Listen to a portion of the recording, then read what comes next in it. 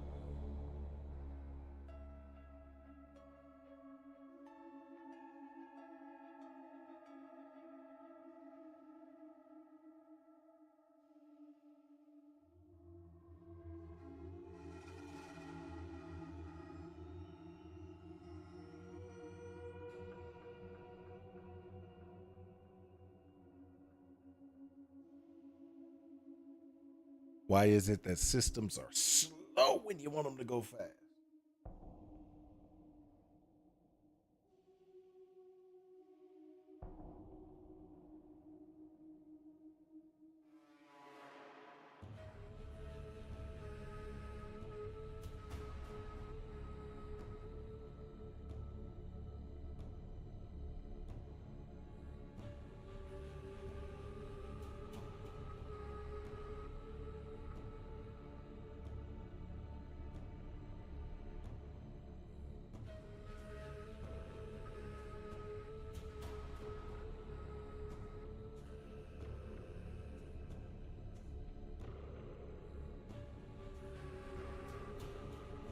All right.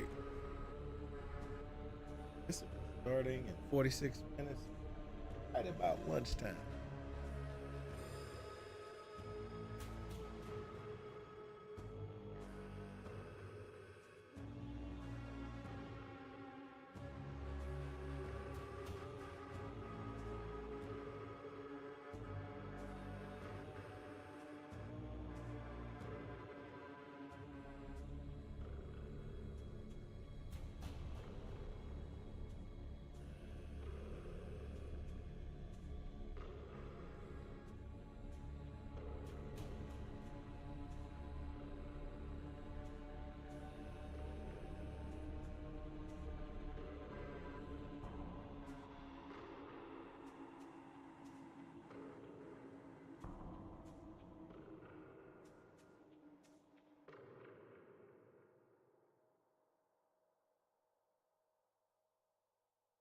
Welcome to the party. It's your boy Malintent. We're back again for another day. We're going to be doing Path of Exile today. What we're going to be watching is the zero point 0.4 Path of Exile 2 release information.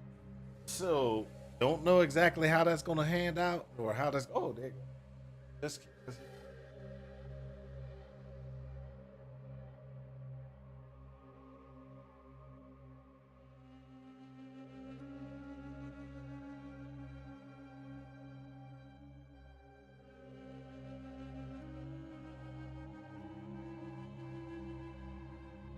so my management might have done things.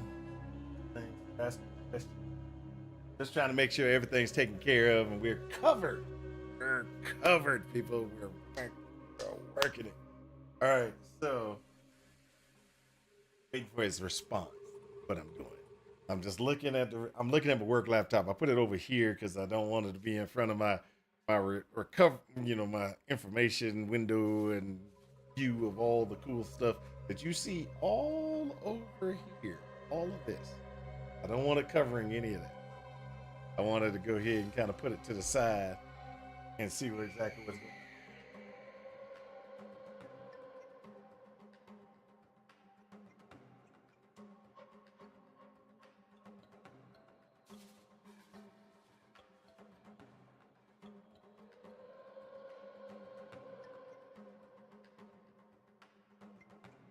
All right. So my management did some modifications to my timesheet to get some stuff taken care of for me. Okay, got it. Whew, I was like, hold up, my timesheet doesn't really match out to what I normally do. that's not right. Oh, okay. And then so I was chatting with him just to make sure everything's fine. So, but either way it goes, we're good. We're on time. We're good. We're running. Everybody knows what we're doing. Okay. So, what we have right now is Path of Exile 2. Now, we all know that I do not like Path of Exile 2. It is the worst game. And the reason I say that is not because it's a terrible. I can't say, yeah, can't say it's the worst game and say because it's not a bad game at the exact same time. It just doesn't work. Okay. So, Path of Exile 2, there's a problem.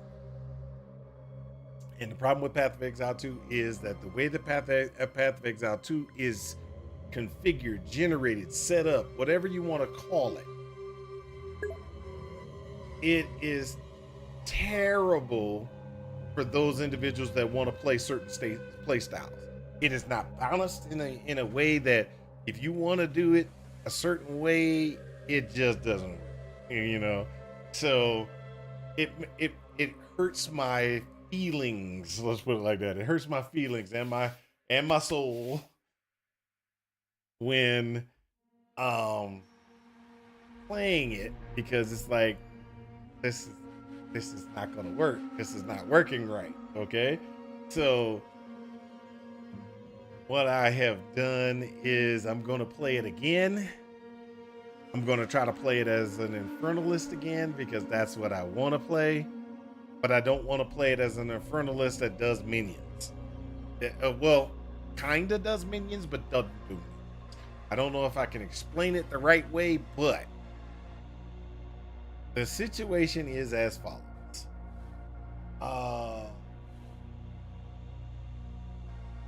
I want to run the Infernalist in a fashion that flammability magnitude is increased, in ignite magnitude is increased from your minions damage, etc.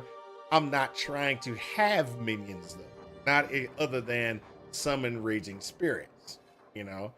And so when I'm running it that fashion, it's kind of hard. Yeah, I can't quite do it. I will show you what I have kind of put together in a POB before. It doesn't work. We'll see if it works. If the changes that they do in this particular release 0.4, if it will allow me to function the way I want to. I don't want to turn into a demon. I don't want to use the max life reservation configuration that they got in that situation either. So I want to run it in a different fashion, and I don't know if it'll work. It should work. They should get me, you know. They should really fix PoE doo-doo for me, because that's just killing me. Because every time I play it, it's just I get more and more irritated. Now hold up, don't get me wrong. 0.1, I loved it. I loved PoE 0.1. Oh, I could play all kind of different builds. All of them felt like they were acceptable, and got into mapping or waystoning, and everything was great. PoE 2 come out. 0.2 comes out. 0.2. Oh, Seth, I'm sorry you haven't played, but no, I'm not. Not playing is probably a good thing. Your frustration will not show. All right, so the animosity I have toward the game builds in every release. And so it's good that you haven't played it. Now, for those type of characters that type of people that play it and they play meta, got no problem. They got no problem. They run through the game. They enjoy the game. They have no problem with the game. I don't play meta. Okay, so an example is I have problems. Like there's an example is PoE one. In PoE one, I actually run PoE one the same way I try to play PoE two. And this is what my thing is. You know how some people are like, "Hey, you level up with this other power all the way to the end, and then you respec out of that and go into the power that this other power, so that you can do maps and stuff." That's how some people play PoE one. I don't play that. I can't play PoE one. It just doesn't work for me. It just doesn't work for me. I want to get into the power I want to use as early as possible and then just keep moving, you know? Which makes my builds, a lot slower because I'm going through and it's like, hey, I'm going to use this power. So it's going to take me a while to get to the end because that power is not optimized at lower level, but get it to higher level and you the right gear and all this other stuff, it becomes awesome. Well, guess what? I'm still running with the lower level stuff. I'm still trying to get through that lower level stuff. So, with that being said, there is a pain in my soul when I get play PoE 2 because I don't want to sit there and play some other power just so I can get through the campaign and get to the end and then get all the gear pieces and switch over and try to play a particular power. That doesn't work for me. I want to try to play the power all the way through as, boom, boom, boom, boom, boom, and move through. So this causes me a lot of headache and a lot of pain. And the animosity that I get from playing PoE 2 is because in 0.1 I could play most of the powers no problem that I wanted to play and I was good. I could get through. It might have took me 20-30 minutes to beat a boss, but I felt that I could get through killing the bosses. 0.2 rolls out, right? 0.2, yay, all right, they're gonna come out with, I can't wait, I'm playing it. I can't get through the boss. I can't get out of Act 1. What's going on? What you mean? I just can't get out of Act 1. Well, I'm using the wrong powers. Oh, well, if I switch over and grab these gems and put these powers in, guess what? I'm out of Act 1 instantly. What? Why can't I use the power I want? Okay, I'll get to the end game. I get to the end game and I try to switch back over to my power that I want to run. Doesn't. Okay, well, never mind. That was a waste of my time. Let me just switch over to something else. So then I switch over to a different game or a different power, different character, etc., etc. And I'm running through and I get halfway through the campaign and I get to a point where I'm stuck. And I'm like, oh, wow, I can't get there. I can't run. What's going on? So then I'm like, okay, I'm just going to give that one. I gave that one up. Okay. Because so as you can see, that's 0.2. Okay. No, 0.3 comes out. I start playing 0.3. It does feel a lot better as an Infernalist leveling, but it wasn't where it was acceptable to be able to do good damage or things like that. You had to do certain things to make sure that you kind of survived and did your thing. Now,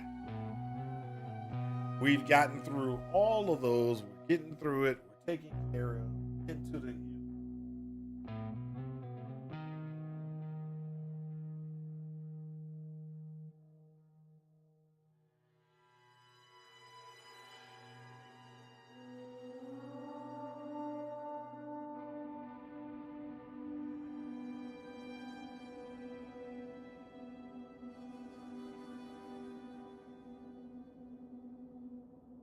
all right. So I'm sitting there and I'm running through zero point 0.3. I'm having problems. I get through that first act, say 2 acts, and I just don't feel it. I mean, I just don't feel it. I'm working my tail off. I'm making it through, but I'm working my tail off. Acts. I'm hard working to get through the acts, and I just don't. I'm like, but why? Why is it hurting so much? Um, and so that's my experience with Path of Exile 2. Is I get to that point, I'm running, trying to get through things, just working, and I got frustrated. So I quit. I was like, I'm not going to play that. I went back to my old games, Last Epoch and Path of Exile. I will say there is going to be a problem on my next Last Epoch run. And the reason that is because the new company owners have made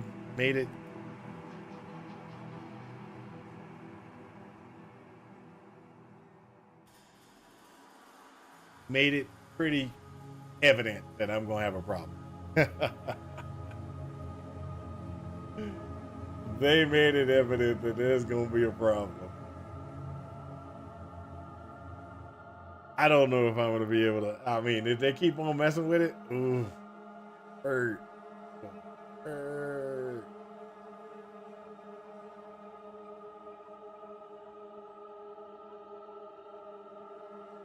But that's okay. We'll make our way through it. We'll try to get ourselves, you know, we'll try to keep ourselves happy and moving forward.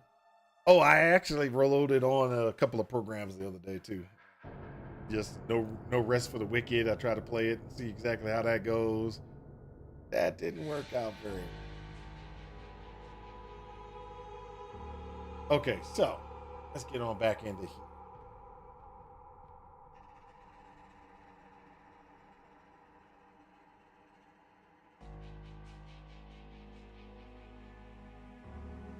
So this is what I got so far.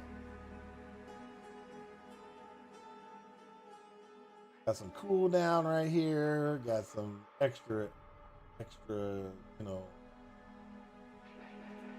nodes right here for more projectiles.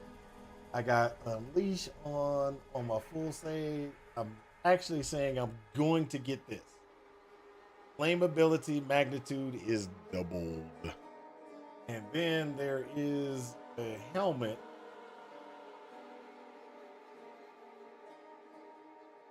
There's a helmet that I heard about. Expensive as all outdoors. This one.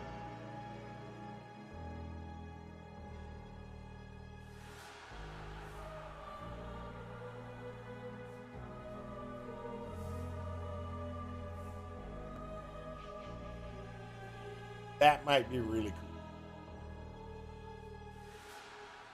I heard about that and I was like, this might be interesting. But either way it goes, that was what this is what I've got so far. I got no charm in place, no flasks in place, anything like that, because it's just not configured or anything like that for that. But this is where I'm at right now. Very little damage. Damage kind of sucks. I have no buffs, no combat buffs or anything like that. This is just I'm trying to get cooldown configuration for so that like this skill duration is now at 0.33. And with that skill duration being at 0.33, hold up.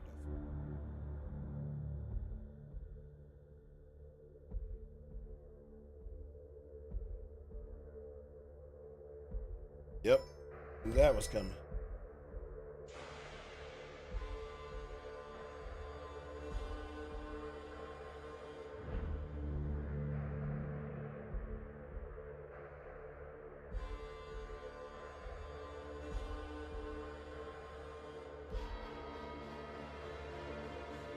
All right. So as I was talking before I got boom, a phone call that nobody's answering. Oh, when you get a spam calls and it actually goes through and you get on it, you you just open the mic and just sit there and just tie up their line. That way they can't demon dial somebody else. Oh, I got a 50% chance to add 2 additional projectile chance. So I got a 50% chance for that, right?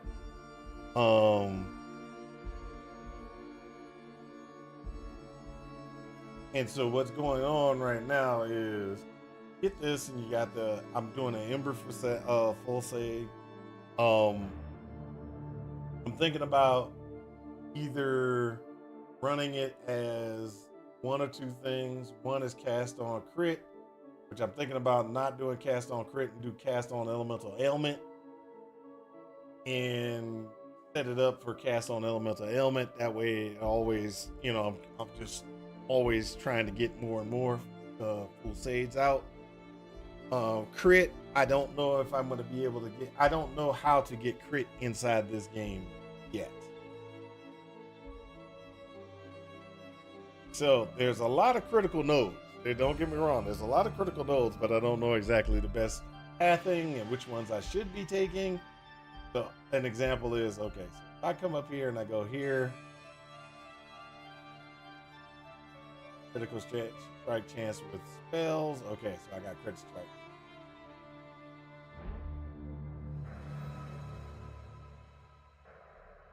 How do I get to 100? That's my question. How do I get to 100?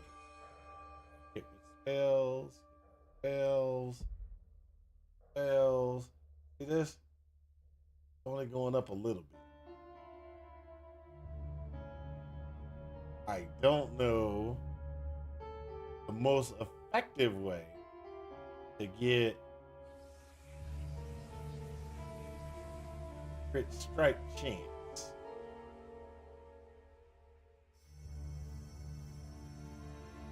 So if I do it this way, guess what? I got crit strike chance. I get up to there. Still got problems.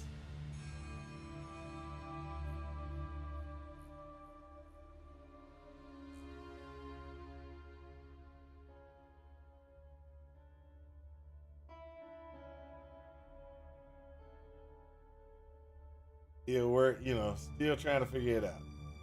So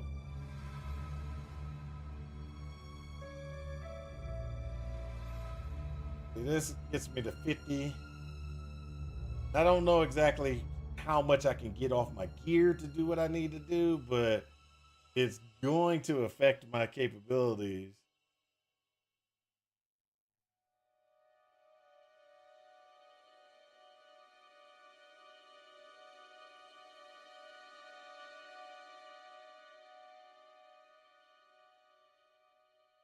If I can't figure out exactly the best route to get hit chance.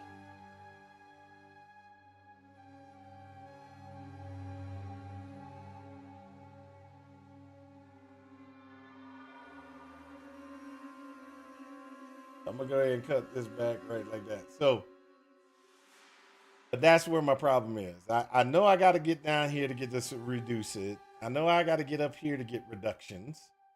That skill effect duration, right? And by doing those, full save will come out. Ember full save will keep coming out pretty quickly, and it makes it so I don't have to hold and cast for so long. Let's see what 23 more minutes, so we're good. So, and let me show you exactly what I want to run as a Infernalist. So as an Infernalist, what I want to run, which is what always kills me, is this. I want to grant skills summon Infernal Hound. So I want that Infernal Hound because I like the Infernal Hound. It's actually pretty cool. The second thing I want to do is I want to have this. Maximum mana is replaced by twice as much maximum infernal flame. Gain Infernal Flame instead of spending mana for skill costs. Take maximum life and energy shield as fire damage when Infernal Flame reaches maximum. Lose all Infernal Flame on reaching maximum Infernal Flame. 25% of Infernal Flame loss per second is now none was gained in the past 2 seconds. Then you get this one. While on high, Infernal Flame, you and your allies in your presence gain 50% of damage as fire damage. So you get a huge increase of fire damage, because this is what I wanted. I want to burn people alive. And I just can't seem to get this to work right. All right, then here, all damage from you and allies in your presence contribute to flammability and ignite magnitude. So flammability magnitude means it's more effect from flammability on somebody. Ignite magnitude means you get more damage out of ignite. I'm sorry to say, I'm not a slammer. Oh, sorry. I'm not using a melee weapon, so I'm not doing massive amounts of damage. So it's I'm gonna have to figure out how to get a lot of flat damage, and I just don't know exactly how I'm gonna do that in this game yet. Where I can get that flat damage when I'm casting Ember Full Save. I can get that flat damage into the spell. Then that's a lot of damage that could, then that might actually work out that ignite might actually become higher damage. But currently right now, I'm just hoping that flammability, which also brings up another thing. I want to do this one.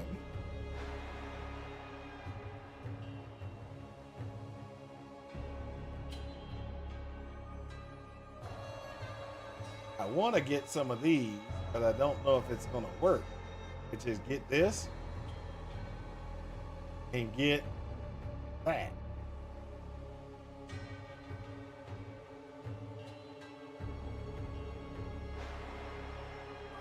And I don't know if this would even help out.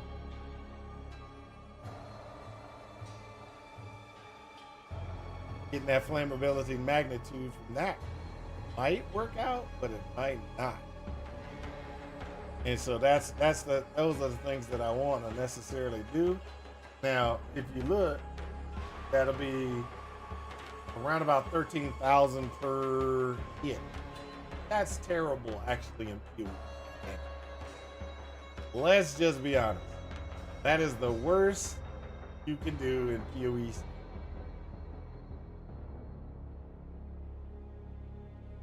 That's the worst damage you can do. I need to get that to be about 100,000, 200,000. Because then when I get my Ember Full Save, because look, that means the Ember Full Save, if you look at it, there should be like a list, 13 embers. I can accumulate 13 embers. So if I get 13 embers at 100,000, that's good damage. If I get 13 embers at 13,000, that's terrible damage. So these are all the things that are going through my brain while I'm working on these things, trying to get things to work, etc. And I'm like, I just want to do damage. Can I get that? Can I get that at all? If I do 13, guess what? That's all the damage I'm getting out of it. My presence radius is very low. I need to figure out how to get my presence radius up, because one of the reasons why you want that is because all the minions in my presence, so if I get that presence larger,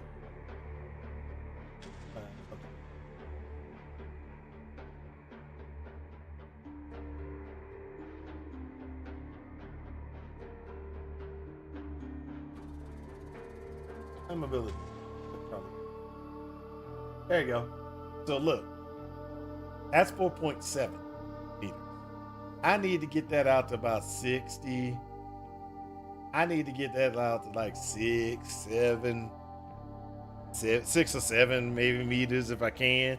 So I get my presence further out, and that means my minions are going to always be within my presence when they're half a screen away, which is actually really nice. That means I don't have to stand next to the guy waiting for him to and dodging slams when the guy's trying to hit me. Just be like, ah, ah. So, I'm trying to stay away from that so I don't have to worry about that as much. But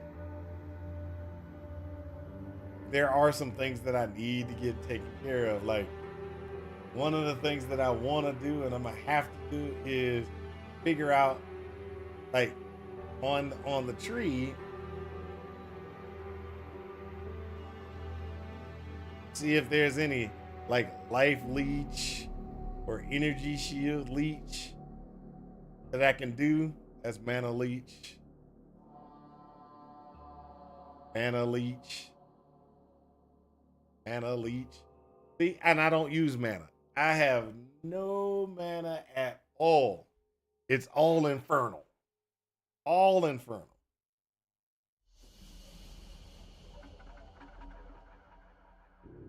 So now we can look at life on hit.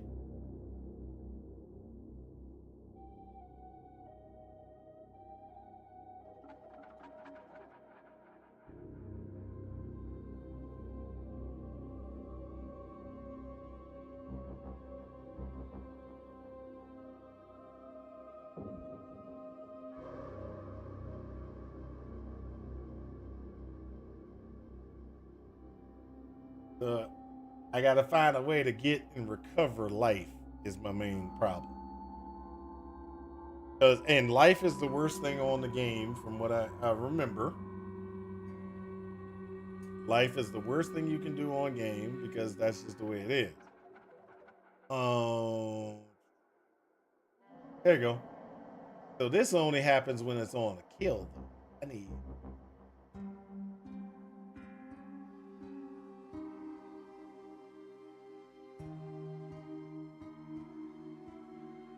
this might work out if I got some other things to go with.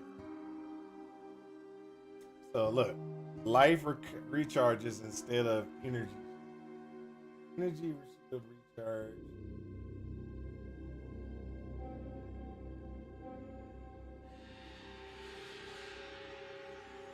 That sucks. It didn't even look like it did anything. Oh.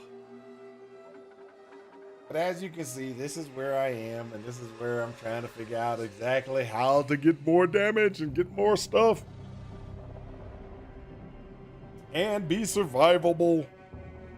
Which we can't do. And not do. It sucks. All right, we got 15 minutes. 15 minutes till the start, people. 15 minutes till the start. So that means it's time for me to go use the bathroom. I'm gonna go run to the bathroom, and then I'm gonna run to the bathroom, run upstairs, grab my lunch, and then be right back.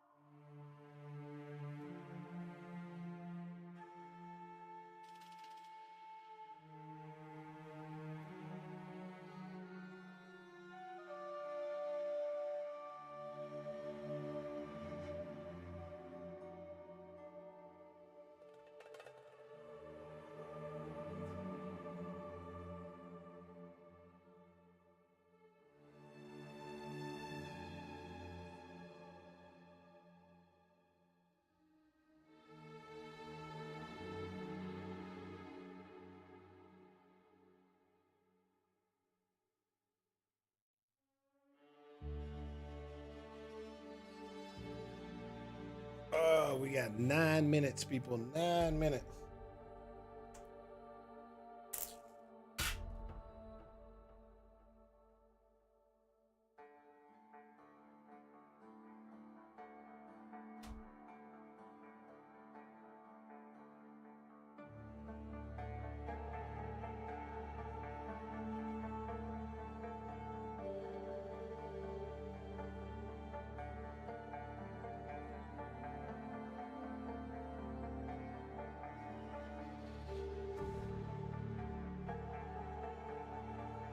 So, as you can tell, I'm going to be eating because this is about lunchtime.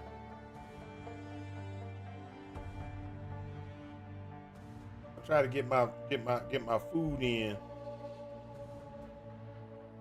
before opening, but most likely that ain't gonna happen.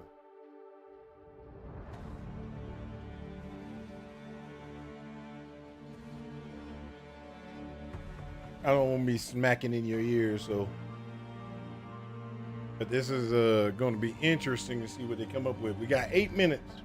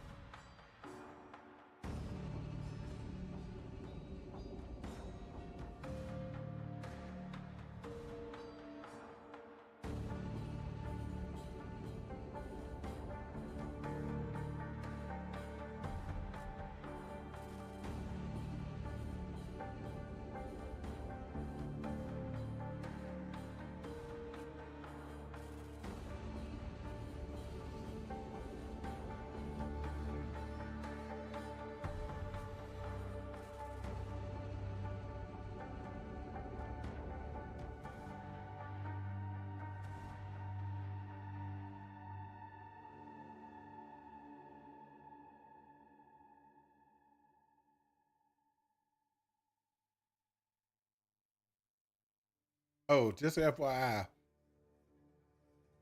I started doing this.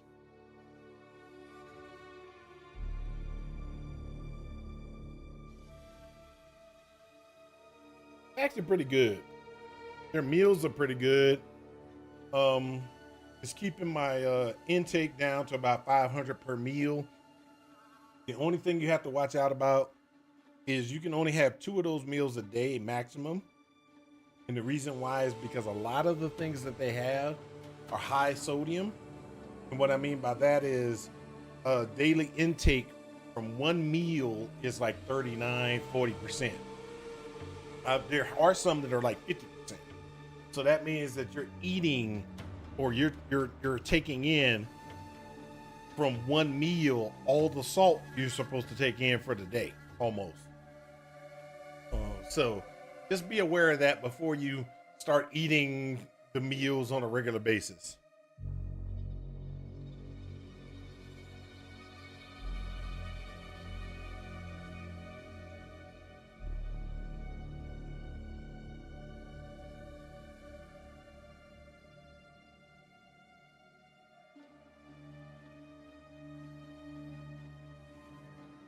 And of course, I'm looking around for my one a day men's vitamins, and I can't even find them. I don't even think. I think it's upstairs.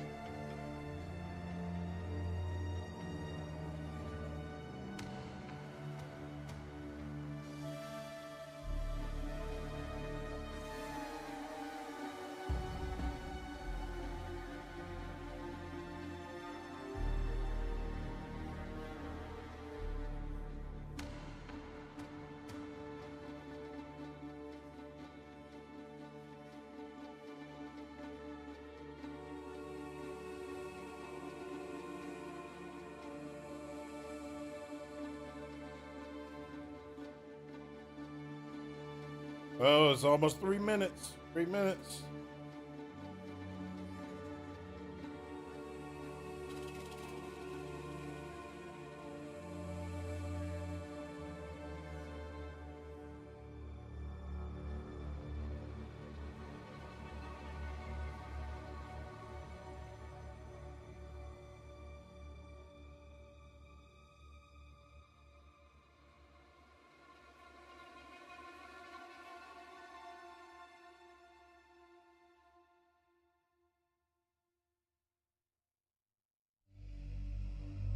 Hold up. Oh my gosh.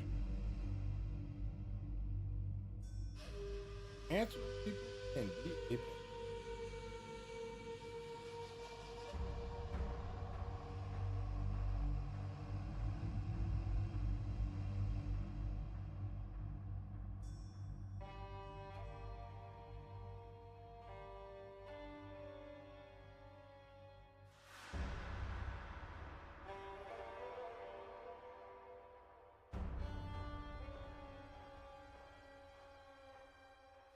Ah.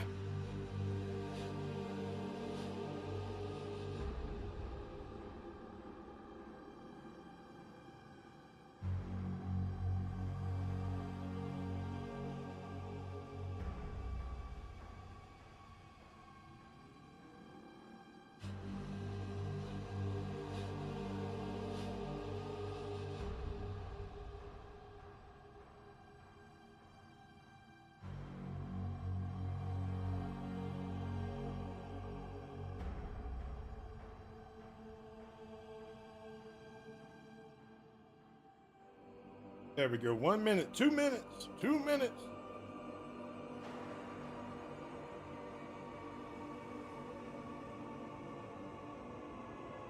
Let's get excited, people. Let's get excited. Hey, Pee-wee doo-doo. I mean, 2. Pee-wee 2.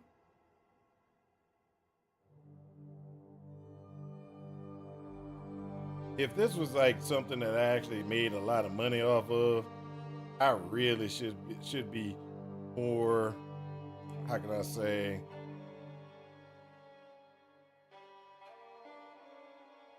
supportive.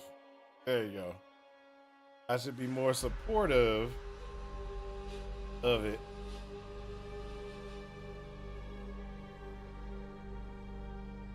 Of the game itself.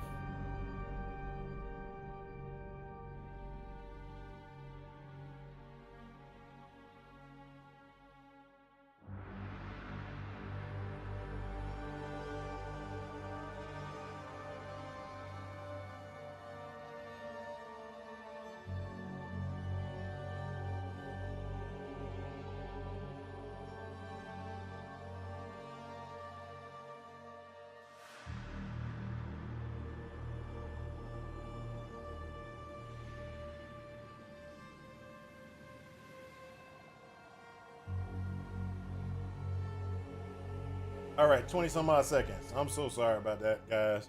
Had to deal with some stuff.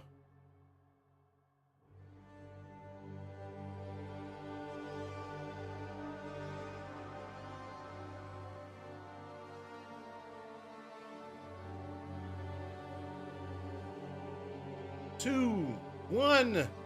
Hi, I'm Jonathan Rogers, Game Director on Path of Exile 2, and welcome to GGG Live. Today we're going to show you an exclusive reveal for what's coming next for Path of Exile 2. Twitch drops are enabled on today's live stream, so you'll be able to claim your Verdant Wilds dodge roll effect by following the instructions below. Now today, it's finally time to show off a new class that we know everyone in the community's been waiting for. So let's roll the trailer for Path of Exile 2, The Last of the Druids.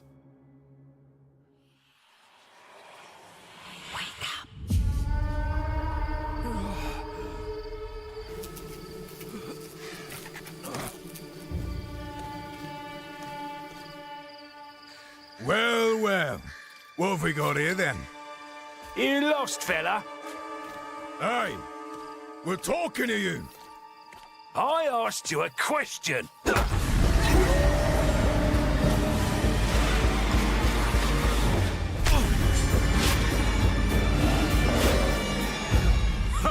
What's wrong with him?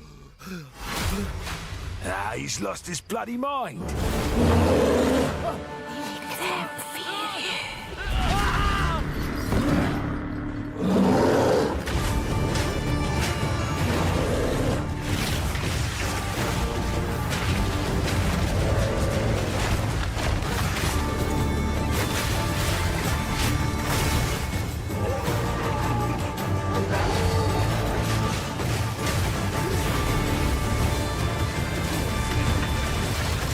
That looked cool.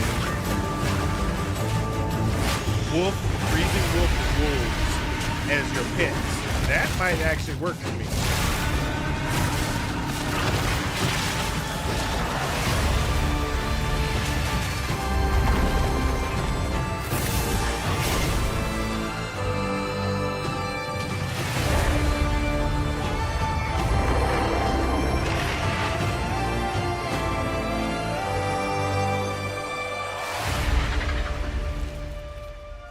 I will find you, Eve.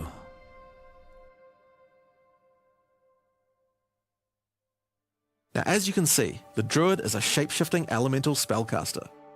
After his fellow druids were destroyed by the King in the Mists, the druid lost his humanity in the forests of Ogham, where he wandered for years as a beast. Now, finally reawakened, he's determined to find his lost wife and regain his humanity. The druid has been one of the hardest classes for us to design. As well as having human spells, he has 3 animal forms, and we wanted to make sure that there were interesting combos between all of them. The druid is our first hybrid strength and intelligence class. That means he needs to have the ability to use spells and attacks. As a human, the druid typically uses magical staves to harness the powers of the earth and the natural world.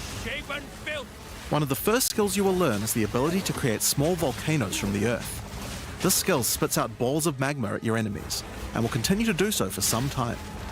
While the volcano is active, turn into an animal and wade into melee range. Many of the skills you use as a human last for a significant period of time, giving you a good chance to turn into an animal and rage out. But how do you turn into an animal, you may ask? Well, the answer is a new weapon type that druids use, animal talismans. When you equip an animal talisman, you can choose which animal form you would like the talisman to represent. Depending on what you choose, you'll be given that animal's basic attack as a new skill to equip. For a bear, that's Maul. To turn into a bear, simply use the skill. Your character will instantly transform into a bear and attack. If you want to change back to a human, just cast a spell. You will instantly swap back and cast it. We wanted to make sure that swapping between forms was seamless and immediate. Changing forms should be something that you do without even thinking about it all the time in battle. In order to allow for hybrid melee and caster gameplay, most of the skills you use in your human form last for some time and aid your animal skills in some way. The volcano we used earlier will emit more molten balls whenever you hit it with a slam, making it perfect for use with your bear form's Furious Slam. While in bear form, many of your abilities use rage. There are a lot of ways to generate rage, but the easiest one is simply smash your enemies with Maul. Once you see the runes on your back glowing, it means you have enough rage to do a much more devastating version of your Furious Slam. Your bear form can also go on a rampage, stomping the ground as you demolish your foes. The more rage you have, the longer the rampage lasts, and doing it over a volcano makes it even better.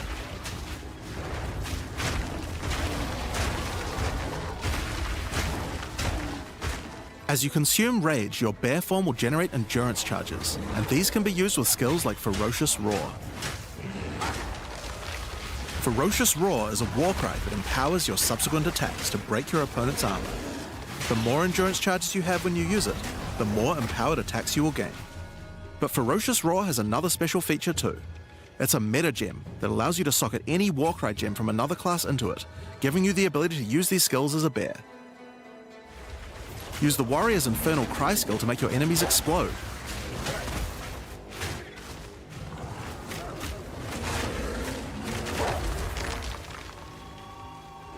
Or use Seismic Cry to stun your enemies and double up the number of slams you do.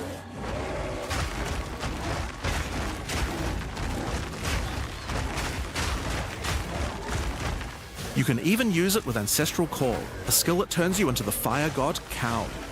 Ever wondered what the Karui god of war would look like if he was a bear? Well, wait no longer.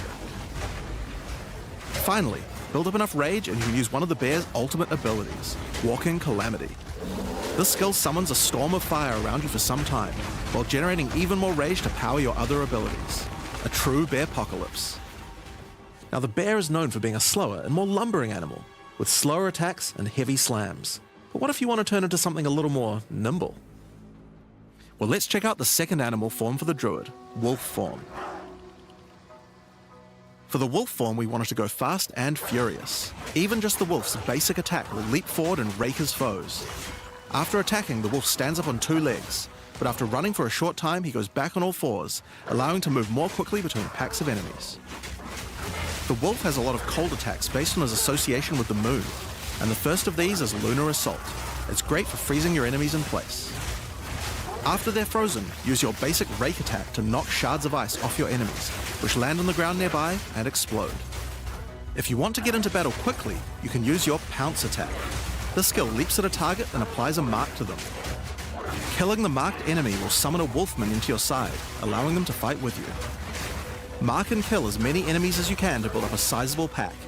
While an enemy is marked, your wolves will prioritize that target and do more damage the more wolves you have. So make sure you keep your pack strong. Now, one problem you might run into is your wolf pack dying in boss fights. You often don't have any enemies that you can mark and kill in order to regenerate your pack. To deal with this problem, you can use Cross Slash. Cross Slash jumps backwards and does a vicious double slash. Any marks on your target explode and triggers their abilities. This allows you to pounce to mark an enemy and then summon a wolf even without killing it. Cross Slash also has another feature though. Remember those ice fragments from before? Well, Cross Slash will propel any ice shards on the ground towards its central target. First, freeze your enemies with Lunar Assault. Then rake them to create as many ice fragments as you can. Then follow up with Cross Slash to generate a field of icy explosions to obliterate your enemies. That seems cool. If they're like still that. alive after that, your pack of wolves can finish them off.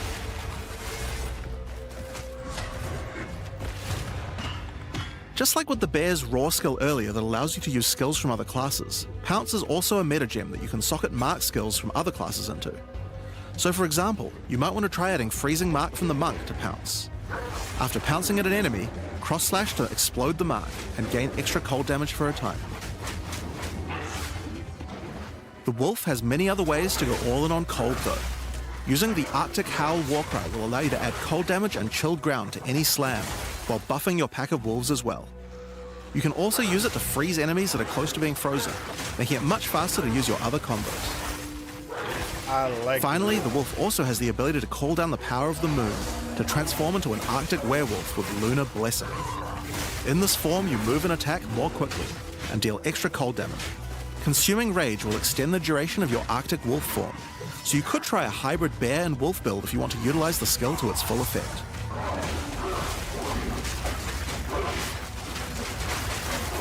Okay, kinda. Alright, let's talk about the third form available to the druid, and I think it's a cool one. The Wyvern. The Wyvern has a number of long-range breath abilities, but that doesn't mean you can't get into melee range when you want to. The basic attack of the Wyvern is Rend. Jump forward into combat and slash your enemies with your lethal talons. If they're close to being stunned, you can blow them off balance with a blast from your wings, causing an explosion of damage. After the battle though, it's time to feed.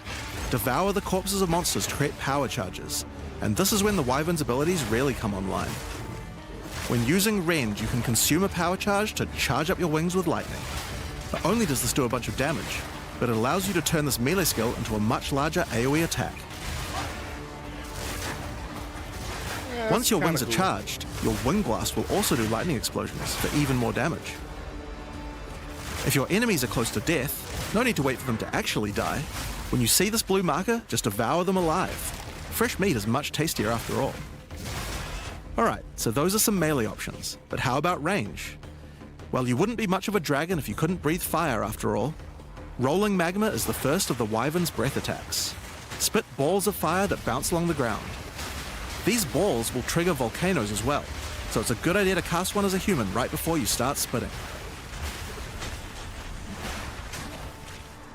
But that's not all you can spit. you have something a little nastier in that gullet of yours. Spitting a barrage of oil at your enemies will cover them in a viscous sludge that makes them easier to ignite. If you have power charges though, plant your wings in the ground and vomit a barrage of lightning-infused projectiles. The more power charges you have, the longer you can do this for. But make sure you keep your foes at range. You're vulnerable to melee attacks while channeling this skill. In order to help with that, let's take a quick diversion back to some of your human abilities. As a druid of Scoth, you have the ability to harness the power of nature to create entangling vines to slow down your enemies. Another of nature's punishments is the thunderstorm. Creating one of these will create periodic strikes of lightning from the sky, and will also make your enemies wet. Why is that useful? Well, of course, things that are wet are easier to shock. Use it with lightning damage from your wyvern form to enhance your damage. Making things wet also makes them easier to freeze, so it works nicely with your wolf form as well. And you know what else likes water? Plants. Water your plants to give them various extra abilities. Use Lightning Storm with Entangle to make them last longer, and attach more vines to each enemy, slowing them further. Summon Thrashing Vines to slam at your enemies for a time. Any that are created in water will be larger and deal more damage. Now then, with our enemies sufficiently subdued with our plants, time to really lay into them with our lightning-infused barrage. I think I like that one. The lightning. Now, Well, not this the last lightning, wyvern but- ability is just ridiculous, but we felt like we had to do it. Use Flame Breath to take to the skies and rain down a stream of fire on your enemies.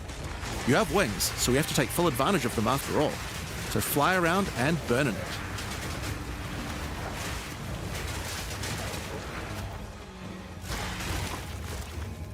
I like that.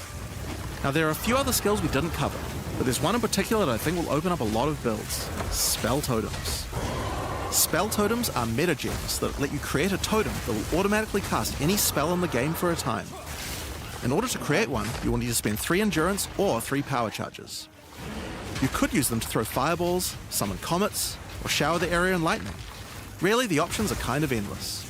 Your bear form can easily generate endurance charges by consuming rage, and your wyvern form can easily create power charges by eating corpses.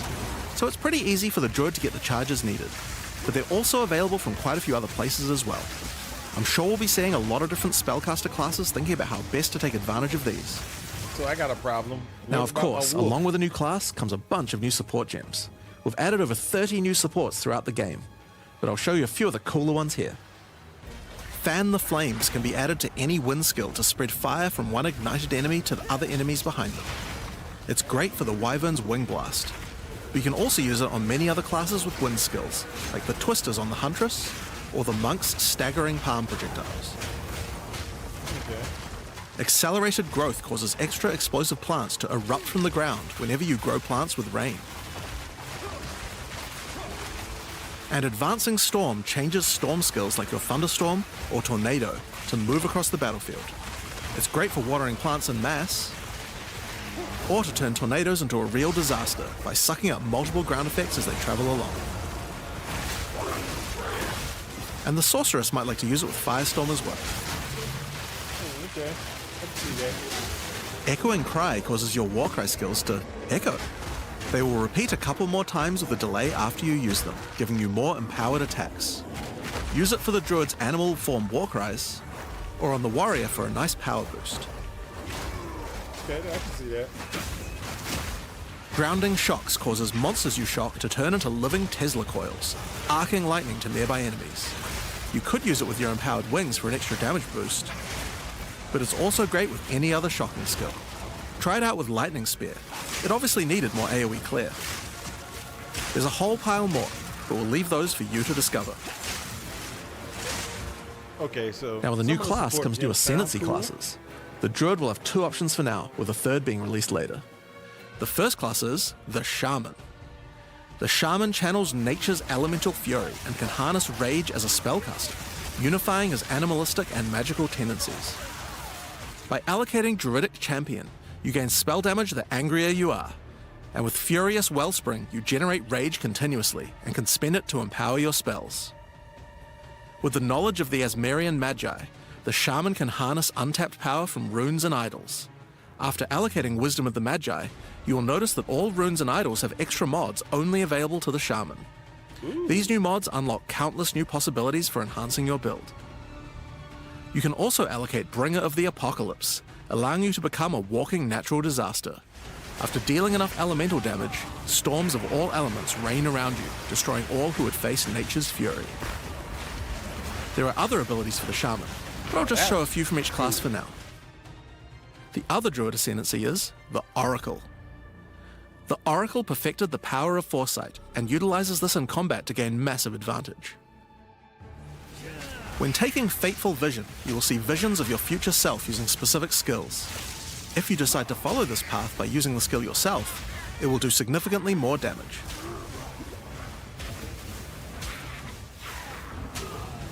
And with Converging Paths, at a critical moment in battle when a monster is vulnerable to freeze, stun, or electrocution, the Oracle can use Moment of Vulnerability to see a vision of the enemy's future, and then merge it with the current timeline, allowing him to deal damage to both. And one of my favorites, when you first become an Oracle, you'll notice over 130 new extra passives appear in the Druid section of the tree. By allocating the Unseen Path, you use your power of foresight to learn from alternate futures and gain skills that would otherwise be unavailable to you. For example, Hopefully self-sacrificing allows you to be able to summon more minions by reducing the spirit costs, with the trade-off of making your reservation skills cost more spirit. Or Corruption Endures, which allows oracles to have a small chance to avoid death. Both the Druid ascendancies offer interesting and unique ways to gain modifiers that no other classes can get, so we're expecting a huge variety of build possibilities from these. Now there are unique talismans for the Druid to use as well. We won't spoil all of them, but this one was particularly cool. Fury of the King turns your bear form into a fire demon, converting most of your damage to fire. As a demon, you can also use Molten Crash, a jumping slam attack that leaves fissures around you. This unique also continuously grants glory, allowing you to use your ultimate abilities more easily. Now of course the Druid isn't the only thing we're adding to 040. We still have a bunch more to show. With every new release we create a new league, with new mechanics, new pinnacle bosses, and with a new story to tell. And this time is no exception. So let's roll the trailer for the Fate of the Vaal. Fate of the The Vaal. palace of Queen Atziri. It is a ruin, but in the dark, machines still churn.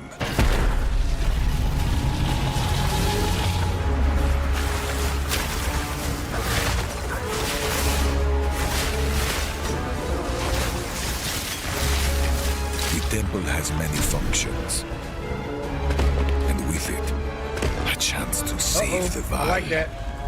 A gateway through time.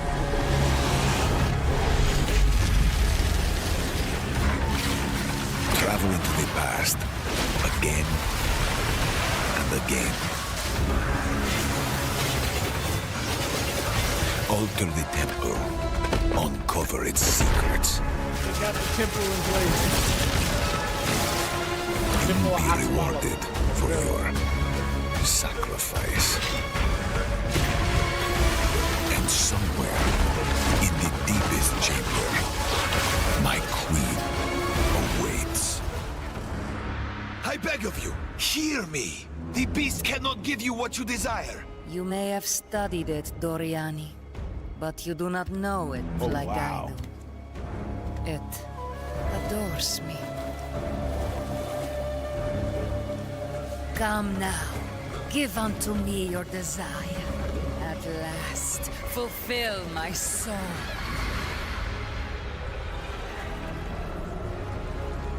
Fate of the Vaal. Okay. Alright, I can see that.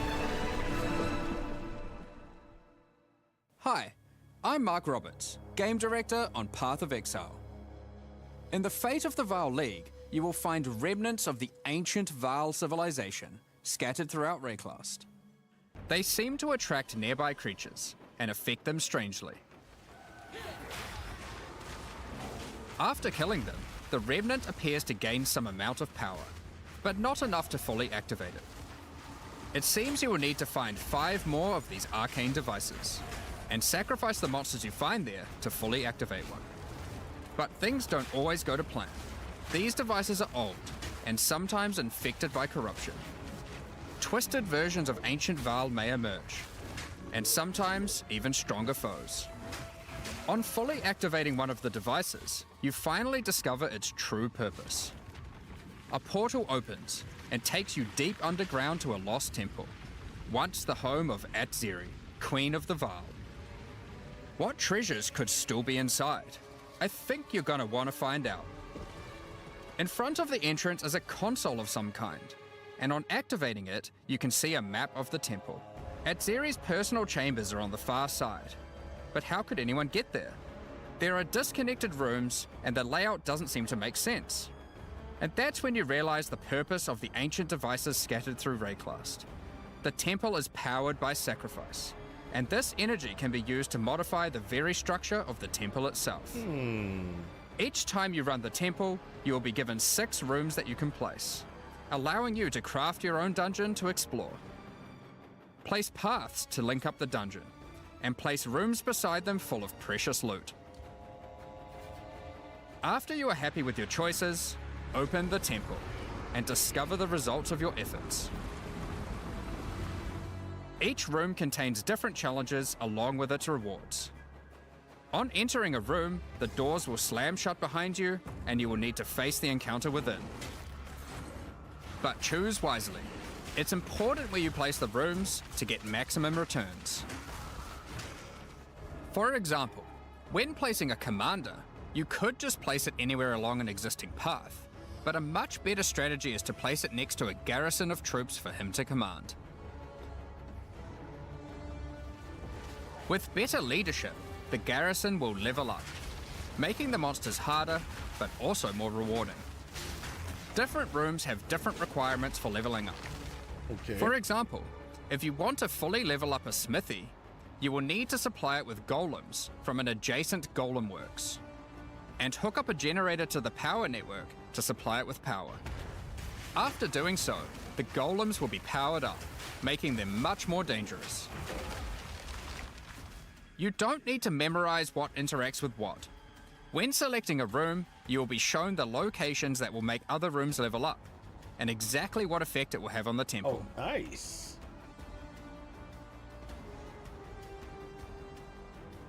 After running the temple, a few of the rooms will destabilize and be removed.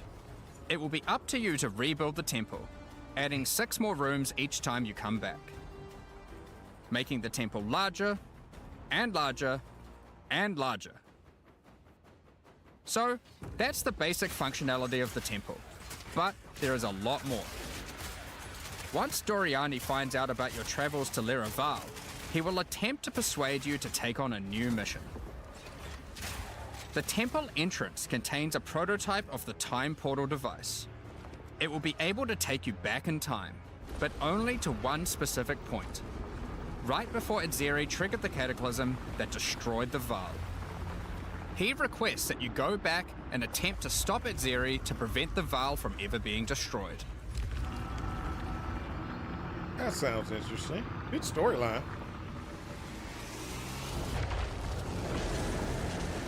Atziri is on the far side of the temple, so you will need to expand the temple significantly to get to her. And even worse, her chambers can only be unlocked by a room that isn't currently accessible to you. In order to deal with that, you are going to need to visit the architect of the temple. To get to him, you will need to place path rooms, but while doing so, you will probably want to exploit some of the Vaal technology only available in the past. Once you can travel into the past, a whole new set of rooms are available to you, and they have some pretty insane rewards. At level 1, the corruption chamber can be used to corrupt a single item. But placing it next to a thaumaturge to run the place, and a sacrificial chamber to provide soul energy, you'll be able to level it up. And it's worth it, because once you get the room to level 3, there are some very nice rewards to be had. In a level 3 corruption chamber, you will find this mysterious device. It has a slot to place an item, and it only accepts items that are already corrupted. Double What corrupt. will happen to them? Well, normally once an item is corrupted, you can't modify it any further. But this device allows you to corrupt your item a second time, adding another enchantment. This has the capability to craft some very powerful items indeed. But be warned, the Vaal are all about taking risks in the pursuit of power. There is a 50% chance that the item will be destroyed.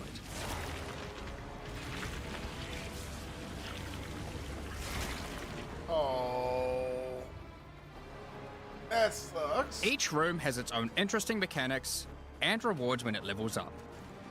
Many of them contain bosses to fight, special drops,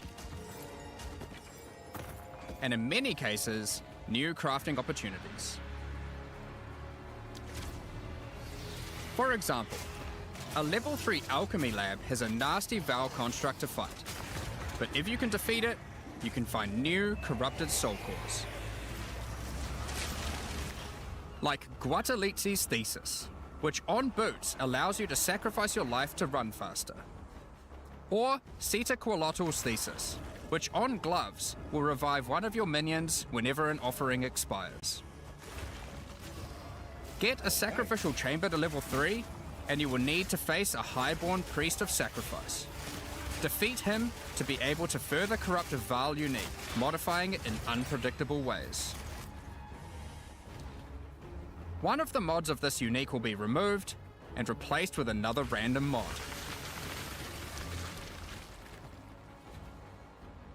Oh, okay. For example, this Soul Mantle. It gives you an additional totem, but lowers your totem's life and curses you when they die. By using the machine, this could result in a terrible item if you remove the good mod, but also some amazing items if you replace the downside. Now, one extra thing to mention about these Vaal crafting machines.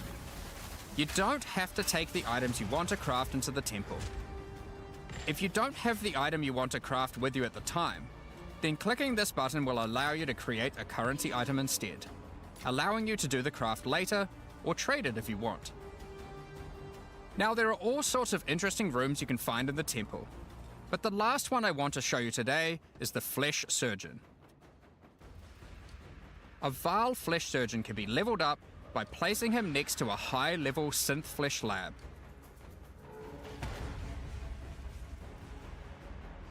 But be careful. The Flesh Surgeon has some rather unpleasant experiments in his personal lab. Afterwards, you might notice the surgery table just sitting there. The Vaal are great at crafting items. Why not do some crafting on yourself? After laying down, you'll be asked which limb you'd like to replace. Left arm, perhaps your right leg. Each limb can get a different set of random bonuses, so choose wisely. After getting up from the table, try out your new limb. It seems to work fine, and even perform better than your normal one.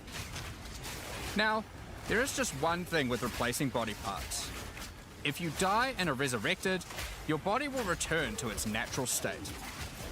You might need to return to the Vaal Surgeons if you want another robot arm, and maybe get a better one next time.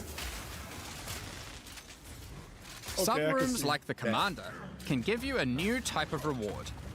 Medallions that can be used to manipulate the temple in other ways. Using a Quipalattl's medallion will allow you to artificially boost a room, even if it doesn't meet the normal requirements to level up. And a Huatalotli's medallion will stop rooms from destabilizing when you complete a temple, allowing you to guarantee getting a reward a second time. Great if you want to stock up on double corrupts. Now, with all that aside, time to face the Architect, and you will be in for a fight. Once defeated, you will find another console that can be used to modify the temple. But this one is special. It allows you to place new types of rooms with specific rewards. There are rooms with specific uniques, special runes, and currency. But also a few other, more niche crafting experiments. Like this one, that can extract the socket balls back out of an item, at the cost of destroying it. Now, something really important is every league we release a significant amount of content for the in-game. In order to make sure that the Fate of the Val works well for late game players, we've added many mechanics to make sure that you can scale the difficulty and rewards to match. Getting some rooms to level 3 adds extra mods to the entire dungeon, and these stack with each other. So in endgame, when you can get some really big temples, you can generate a challenge that can even match the strongest of characters.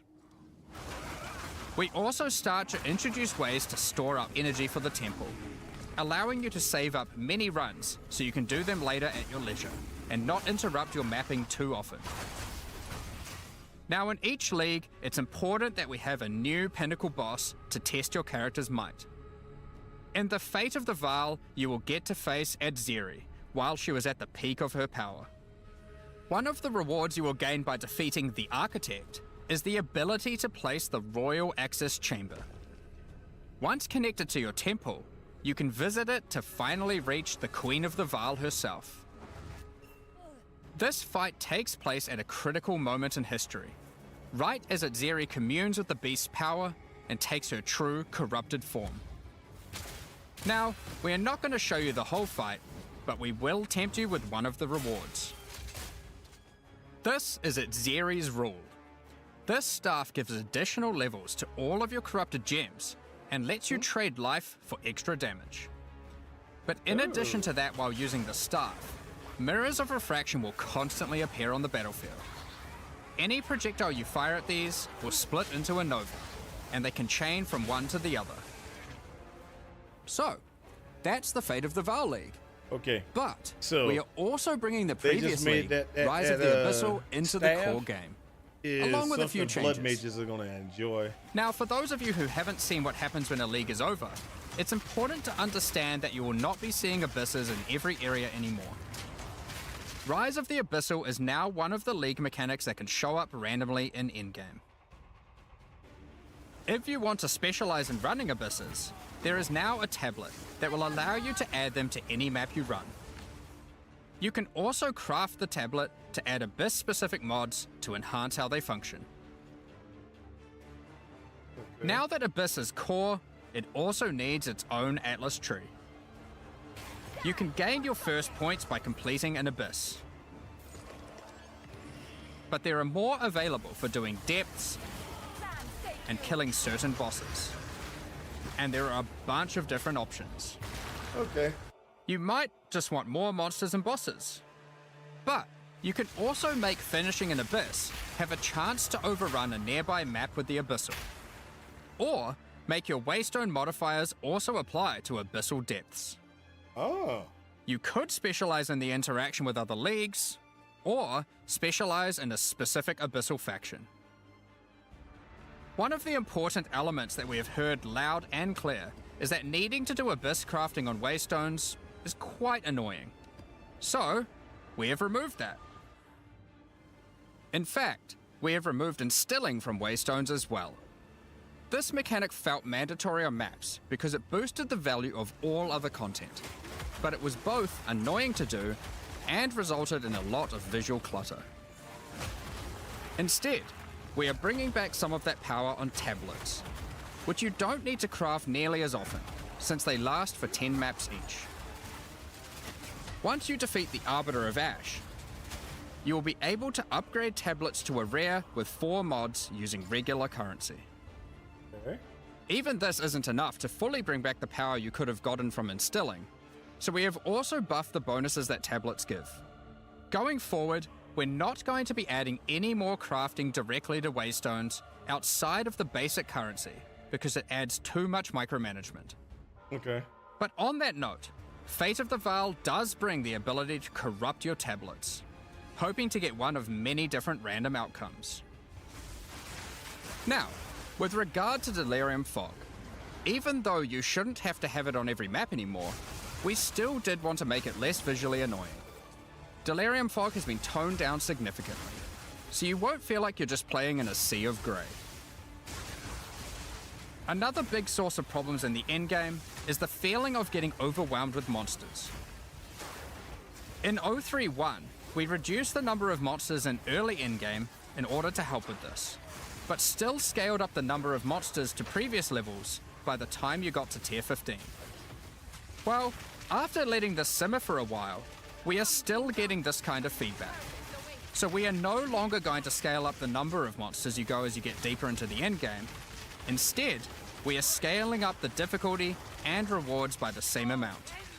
So to be clear, instead of increasing the number of monsters by 40%, they will instead drop 40% more items, grant 40% more experience, and have 40% more life.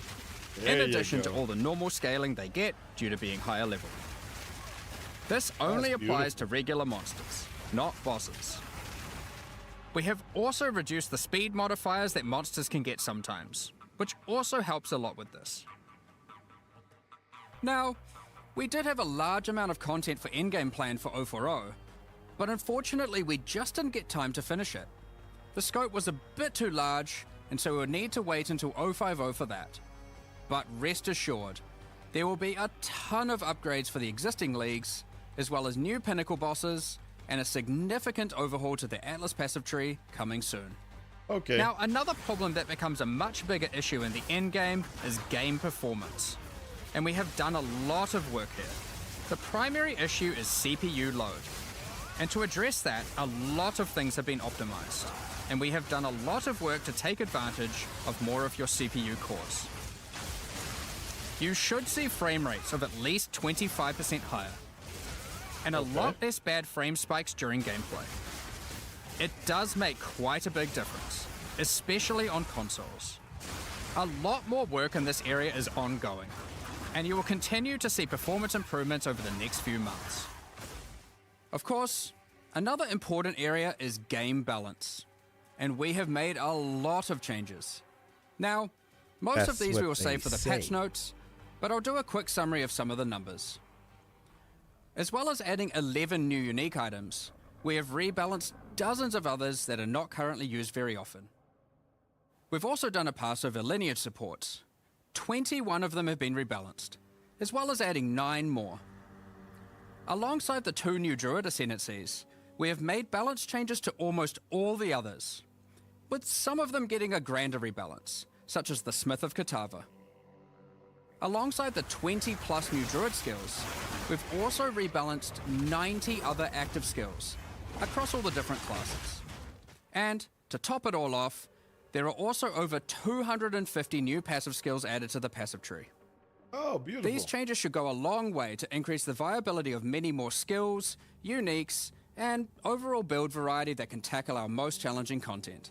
That's where my problem was. Next up, we're going to be talking about our new supporter packs.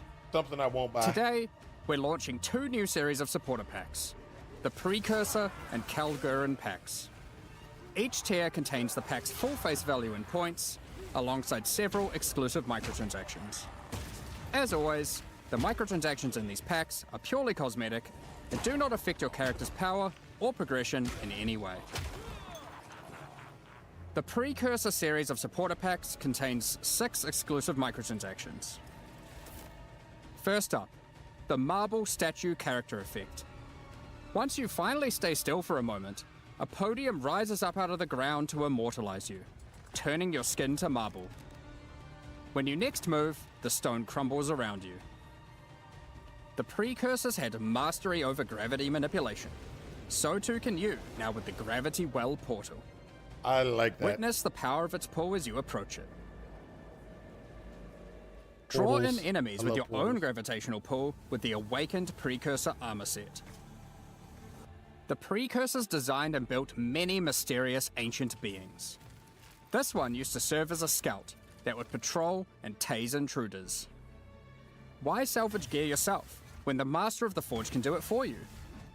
Molten gold spills out as the Forge Master breaks down your items. The Relic of the Precursor's map device is a mysterious machine that sits atop ancient colossal statues. It keeps track of the number of charges consumed on your Precursor tablets used in the device.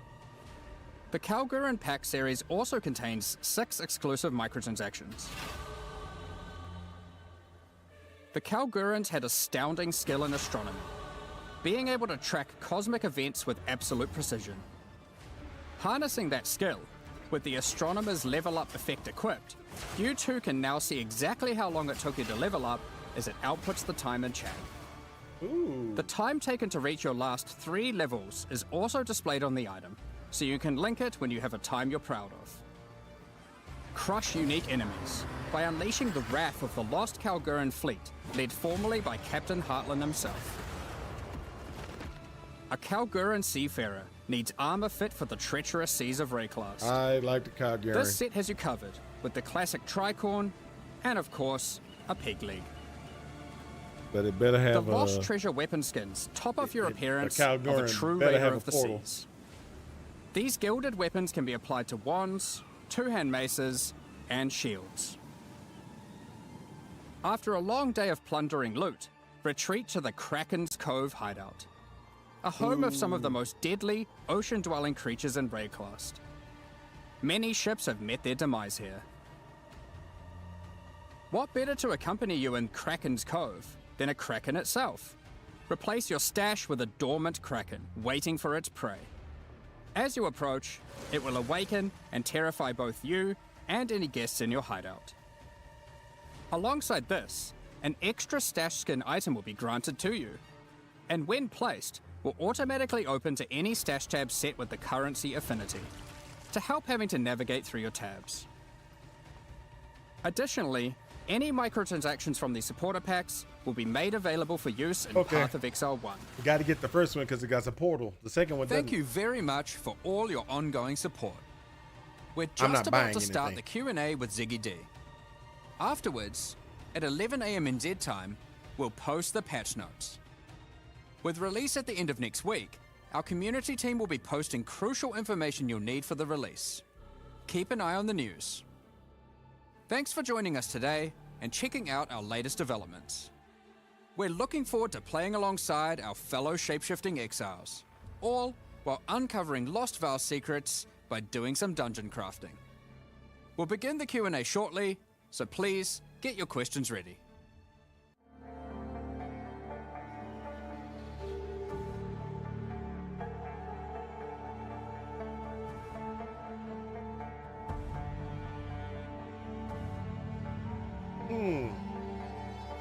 So, the Q&A. What should we ask? Welcome back, Exiles, to the Q&A portion. I am your host, Ziggy D, and today we're going to be touching on the design of the Druid and the Fate of the Vile League while we gather some community questions. Then we'll deep dive into endgame, balance, and other game design topics. I am, of course, joined by game directors Jonathan Rogers and Mark Roberts. How you guys going today? Oh, very good. I mean, you know, it's been a great one to work on this one. Like, I've really enjoyed it. So yeah, it's definitely great to see you again. And it feels like it's only been like no time at all since the last time you were here with the PoE1 release. It feels like only several weeks, and that's pretty accurate. yeah. We get to see you twice as often now, so that's fun. Yeah, I'm around every 2 months or so now, roughly. It's great. I love it. Let's keep going. So I do have to open with this, though, is like, Druid looked a little bit weak, I think, in the demonstration video today. Yeah, I think one of the issues that we have is like we're so concentrating on like just demonstrating how the mechanics work that we sort of forget to be like, okay, let's actually make sure the damage numbers that we're doing on this like test character we're filming here are actually like in line with what people actually normally expect. So yeah, there's just a few things there that we probably should have caught and made a little stronger there. But yeah, when you actually play it, it's certainly from the alpha feedback incredibly powerful. Like Yes. you know, the like, you know, we were seeing some people say, oh, you know, the wolf looks weak or whatever. Well, I can assure you that on alpha there's a bunch of people saying the wolf is super OP. So you know, it just comes down to the things you go through in order to demonstrate I stuff. think we probably going to be worthwhile. We make some videos showing a bit more of the Yeah. less demonstratey side and get them posted and stuff this week. Because honestly, you can just play it literally right now, and it's you know. Yeah, I've definitely been playing and recording a bit myself because I was like, when I first watched it as well, the draft, I was thinking, it's like, I don't really get a feel for what it feels like to actually play it. Like, there's good demonstration here of the mechanics, but yeah, I can understand how, from your perspective, it'd be pretty easy to be like, oh, I want to communicate how this cool thing works and this cool thing works. There's a fine line there for sure. Where if you get too hectic, people are like, I don't even know what's going on. They're just looking at a ruckus. And then, yeah, in this case, I'd say we went on a little too far on the other side of the line, was just a bit too slow. And as a result, yes, it can look a bit weak. But yeah, I think we'll try and get some like raw Druid gameplay out to people to understand. sure. I think particularly for this class, because of the shape-shifting stuff, it's so hard for us to, normally we can look at something and be like, oh, that's just a demonstration. We kind of know what it would look like at endgame. But I think with the Druid, it's just so unusual. It's so different that it's actually hard to judge what it would feel like to even play it. And I'm happy for my hands-on to say that like it's almost immediately like very smooth. The shape shifting of it, the movement of it, especially because like in your demonstrations, you're not really using dodge, roll, sprint, that sort of thing as well, which makes a big difference. I suppose one of the things we didn't really dwell on in the video as well is that we do actually have dodge roll. I mean, they're not actually rolls for the animals, but all the animals can like hop around and that kind of stuff. And that was honestly one of those things that was like kind of funny because initially we actually had it so when you dodge rolled, you would transform back into a human. And the reason we did that is because it's really hard to make animations for animals that like actually work correctly. Like we actually thought it was impossible, but then when we actually put it on alpha, there was the kind of visceral reaction of I want to still be a bear, like while I'm hopping around. So we ended up having to like work out like how can we make this possible? How can we make it so that you can actually do the dodge rolling as an animal? And that sort of ended up being pretty good, I would say. And this was like clearly the hardest class to design so far, and it took a bit longer. Like I think you were originally hoping to bring it out in a previous expansion. Yeah, quite a while ago. But the thing is with it is that it's kind of like designing 4 classes in one, because not only do you have the situation where like obviously we want to have synergy between skills and stuff like that, and we can like look at that in a normal class and work out what those might be. But with this class, people want to be able to play just as a bear or just as a wolf, as well as people who want to play like dual with a human and a wolf, or people who just want to be a wolf and a bear, and like all the different combinations. So we had to kind of come up with a way for like each line needs to be self-sufficient and that it's got all the tools that you need. But at the same time, you have to not have it so it feels like there's just duplication between them. We're like, oh, like this is just the same thing as what a bear has, but you are a wolf instead. So we kind of have to like, it's like you need all the tools and yet you also need to have them feel different. And that just made it really, really tricky to get all of the things right with it. And then it didn't also help that, since the last time we were working on the Druid, way back when we showed it off in Gamescom 2023, we had WSD. And that is a whole other complication because, like how can we make that work with the animal forms? It's like a whole thing. Like I'll tell you the Wyvern, for example, like we had a hell of a time making it so that you could do the ranged attacks because you need to be able to walk while you're doing it. The Wyvern's sitting there with its arms like planted on the ground, like being able to walk while also spinning it. Yeah, it's like we went through so many iterations of that. So yeah, it was just a very tricky class overall, like just crazy. I remember seeing some very goofy looking like Wyvern like months and months ago. Yeah, we were like trying to this is not working. Right. Like, Well, I also remember like for a long time the wolf was just like a dancing dog. It was just like it looked really silly. And like man, the wolf as well. I mean, it was really hard to get right, and because one of the things we really wanted to avoid was I didn't want that too much of that whole like man in a wolf suit vibe. Like I wanted to actually get this the feeling of like this is an actually different animal, which I think with the bear and the wyvern's way easier. With the wolf, it's like it's really hard not to just go back into that. So we had a lot of questions about like what even the locomotion was. How does it walk? Are we going to walk on 2 legs? Are we going to walk on 4? We ended up splitting the difference. You can do both, right? Like you get that when you're attacking and you can be upright walking on 2 legs. When you're walking, you run on 4, and you actually do get a speed boost while you're on 4 legs. Like as a wolf, just so after like 1 second of walking, you go down on 4 legs. You start moving a bit faster. So yeah, it's actually pretty cool. An interesting thing there. I don't think is each form technically has a kind of passive benefit. Right. So obviously you got the running fast as a wolf. Can't remember exactly what the wyvern ones were, but like for the bear, for example, because you're just a bit bigger, a bit of a tank. You actually do get armor, and armor applies to elemental damage as a thing, and like there's a kind of which is like honestly, unless you actually click the bear keyword, is like undescribed everywhere. Well, it was even more than that because I was just looking at it in game before. The bear has like passive endurance charge generation. Yes, it does. From rage expenditure, it does. I was like, that's so cool. Yeah. So we really wanted to make sure that each of the different forms had things that can benefit the other forms. So like it was really tricky to figure what are the resources that a bear can generate? What are the resources the wolf can generate? What are the ones the wyvern can generate that the other ones can then use in order to kind of get that cross synergy? So that's kind of like one of the reasons why we had to kind of come up with all that stuff. And that, part of the trickiness. And that caught me by surprise as well, because like technically it's mentioned, but I never really fully understood the idea that you can swap between the forms, like human to animal and back. Yeah, I figured that's what's going on here. But you can like leap in as a wolf and then immediately transform to a bear mid slam. You absolutely can. So the thing with this is that you want to present a fantasy to someone as far as like what the UI is pushing you towards and all that sort of stuff. Like there are going to be a lot of people who are like, I want to be a bear, and they just pick bear stuff and they go all bear, right? But at the same time, we're unconstrained in the sense that you can pick all the other stuff, you can use it at the same time. So one talisman, like effectively when you pick on a talisman from like wolf, bear, or wyvern, what that's giving you is the default attack, right? That's Yeah, what you're just actually that. picking, and that's all it is, right? And that often will guide you, like what skills you're picking and so on, but you can just use with that same talisman as many different animal skills as you would like. That just means that you've got that sort of free-flowing, like, you know, trying out different stuff, sort of combo gameplay that we you know, like to try and get. So, you know, obviously there will just be a lot of people who just pick one thing, right? Like I absolutely expect that. Yeah, no, there's a lot of experimentation to do there if you want to do it. Yeah, so you've tried to hit like making it so like people who just want like a simple, straightforward, like I just want to run out as bear and slam the ground, like that's certainly Yeah. very possible there. But also you with this whole class, you had the problem of how do we make like a spellcaster and a melee attacker that's shapeshifter as well. I mean, this class has got a bit of everything.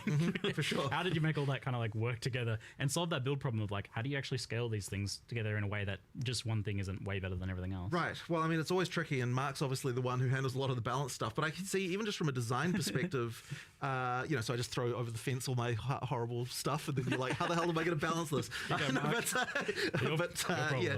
Effectively, like, so even with the spellcaster side, so one of the things we initially wanted with the spellcasting is a lot of it's like over time type effects that, you know, so for example, with the volcano being the really obvious one, right? Like you can create this thing, and then you can turn into an animal and do other stuff at the same time. So we needed on the human side a lot of things that last for a long time.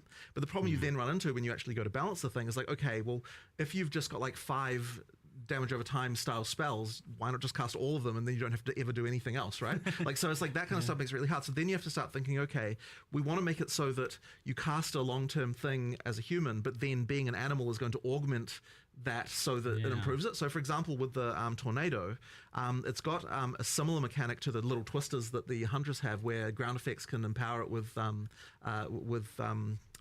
extra elemental stuff.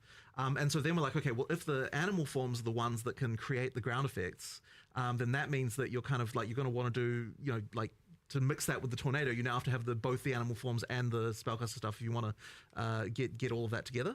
So it's just a lot of that thinking about how can an animal form aid a spell, how can a spell aid an animal form, like all the way through.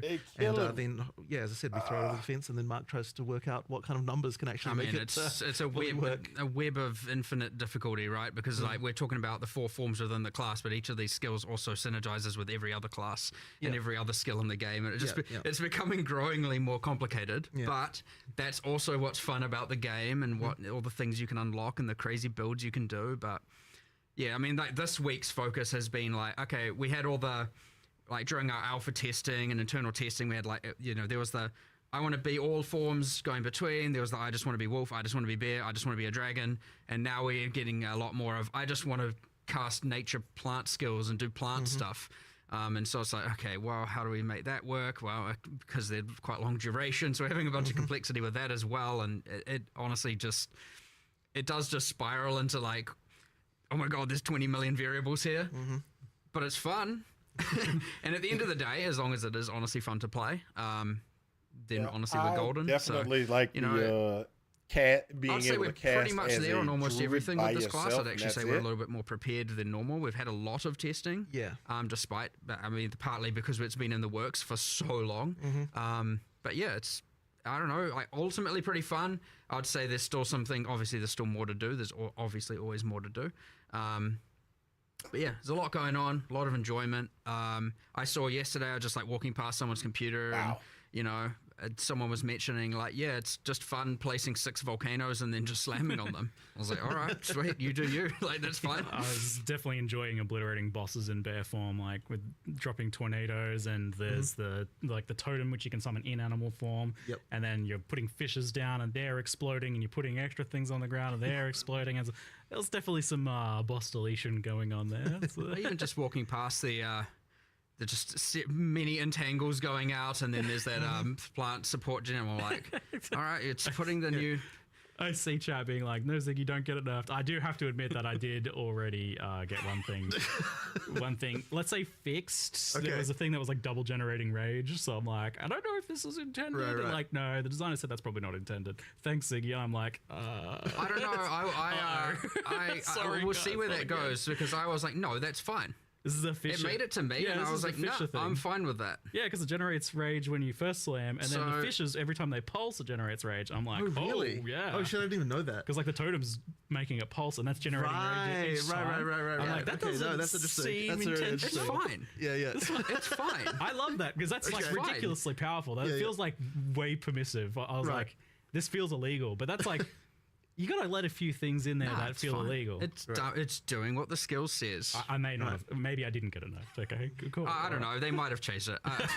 I'll find out afterwards. I just throw my opinion in there. I don't want to necessarily be like, I try and make sure with a lot of these balanced discussions, it's not like, I'm gonna go step away real I'm quick. just an authority on the matter. I want to actually discuss these things through because maybe it isn't actually fine. But my first instinct is like, yeah, like let it run wild. Like, what's the problem? So Yeah, you gotta. we'll see what happens. But whatever. They don't know what the problem is, so don't worry. Oh, now they do. Thanks, you've ruined it. Now people will know if it changed, and now Yeah, they'll see the thing not generating rage, and they'll see that line of text. Now that's the Ziggy line of text. I'm developing a reputation now. It's just helping finding bugs. It's okay.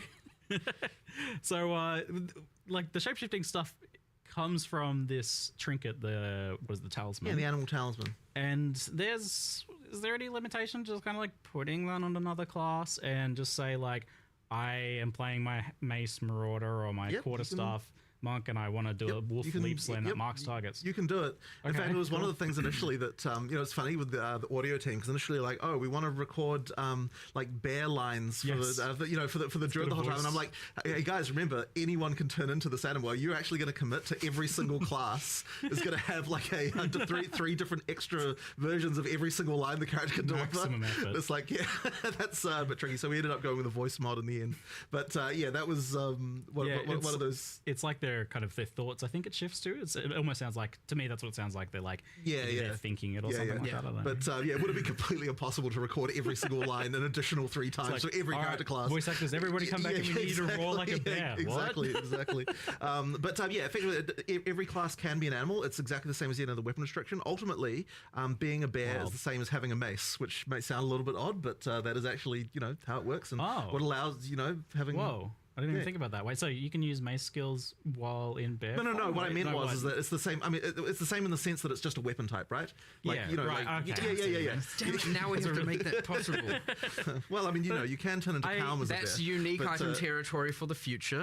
It often gets talked about like the idea of like, why are things like so weapon locked? And I've always maintained the position that you guys want to kind of do that as much as possible initially, and then in the future you can blur the lines a little bit. Like there's maybe in the future you're like, oh well, maybe this skill has a way of crossing over. We can do, but the thing is, a lot of the identity of a weapon type really comes a lot from what it can do, and so that's the main reason why we do it that way. But but the thing is as well with the weapon swapping, I mean, you can still use skills from different elements. Different weapons and things like that. The thing is, like, it's funny that you mentioned that with the bear because, like, definitely some of the bears, I noticed parallels between some of its skills and some of the mace stuff, and I could see absolutely combining, like, this bear skill that places fishes with the other stuff on the mace that triggers the fishes. Like, there's, like, very obvious, like, cross synergy build. Well, I mean, they're adjacent classes, right? I mean, you've got, like, strength versus strength int. Like, we want to be able to make sure that some of those key elements do, like, cross over just so that to open up the way to have synergy between the different classes more easily. Yeah. Well, as you get more classes and more skills, you obviously get an overlap of the kind of mechanics and keywords and stuff, iterating, and thus they will always cross-synergize. And where there still will be new things a class offers, yes, there's always going to be a bunch of stuff that they use that will then interact with all the other skills. So. Yeah, and now you added plants and plants that grow from rain, and there's a plant keyword that has overgrown as a keyword. Yeah. Like... It's interesting actually those ones because they're on completely opposite sides of the tree. You've got Dex versus Strength int, and that's been a little bit hard to kind of like get the where the mechanic should go on one side versus the other. So where we ended up going is that the nature side of things for plants on the Strength int is like you've got the poison on the Dex side versus the kind of like just pure nature like physical damage spells on the strength inside, but that's been fun though because now it's actually been really fun designing the supports because the more classes we have, the more we can start to think, okay, like here's a support that's for something obscure. How can we make it so this can apply to some other kind of thing on the opposite side of the tree where like now you've got some interesting interaction? So there could be some kind of like thing where growing plants as a ranger could be sort of something. I mean, like I can't say I've tested the potential there myself, but like we made all of that work. All the plants can, you know, like plant stuff all has mechanics around like watering the rangers plants is like a thing. They all have ways that works. I mean, that definitely opens up interesting party options in the future as well. Like, I do like the idea of being like a rainy druid watering. It's a thing. It's easily a thing. It's not even hard to do as well. Right. It's kind of just like, thanks, druid, you buffed poison rangers. Yeah. Like, that's kind of just what happened. Yeah. All right, good. Yes, and the rain buffing lightning skills as well, like increasing shock chance. And stuff. It's pretty wild how much stuff you've just jammed into one class here. How did you like kind of settle on a identity for the wyvern in particular? I feel like people know what a bear is, people know what the wolf is, and even a lot of the like druid stuff is pre-established as like, oh, you got plants, and you got like nature, and you got like lifting up the earth, that sort of stuff. Well, we really wanted to have a third form that was a little bit out there in terms of different from what you'd seen in another game. I mean, obviously, like every game that's got transformations has the bear and the wolf, right? That's just like the staple. But and actually, for that, funnily enough, for that reason, we couldn't not do it. There was actually a period there where we weren't going to have a wolf because we were a little bit unhappy, with us. And it's just like, well, exactly, right? That was the reaction. That was the reaction of like all the furries come out of the woodwork and like, you gotta have a wolf. How dare you? Yeah, how dare exactly, right? So we're like, okay, we'll have a yeah, exactly. Don't anger them. So that was a real concern. So we decided to go. We needed the two familiar, and then we needed one that was a little bit more out there. And really, when we're looking at the bear and the wolf, it was kind of like we want the slower, harder hitting. We want the faster and like speedy kind of version, obviously being the wolf. We also wanted something that had some range elements, and then a sort of more spellcastery vibe a little bit more. And so we sort of thought about it a little bit like, what animal is ranged?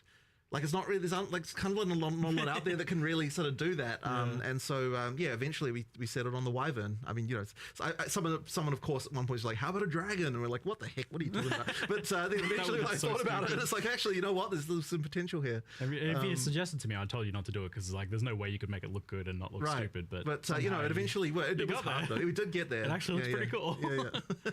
But it's kind of a spell blade almost. Like, it's got a bit of range stuff, but it's got a bit of like spell kind of melee things going on. I mean, as it should be for strength int. Yeah, and you were asking what the passive buffs were. I was looking at it before. It's like, it's got buffs to freeze, shock, and energy regeneration actually, as well. Like energy recharge, I think. It's a shame you knew. The reason I was actually being vague is I knew what they were. I just wanted to change them. Okay, I mean, that's fine. Do something Sorry cool. for my slight disingenuousness. Do something cool. I kind of feel like they shouldn't. I didn't want them to be offensive benefits. Yeah, they're supposed to be defensive. It forces you into certain build types. Whereas, like, if they're utility or defensive, that way they will work across all board. That's my general philosophy. So I was like, I feel like I want to have a go at trying to design the energy shield thing. I don't mind. I wanted to have a go at designing stuff that's more utility or defensive only, and that way you don't feel like, I should have to play lightning or fire because it gets the passive benefits. That way, if you wanted to do a kind of weird out there thing, it doesn't feel so bad, but we'll see what I come up with. Do you have an idea, or are you still figuring it out? Nah, I got no clue.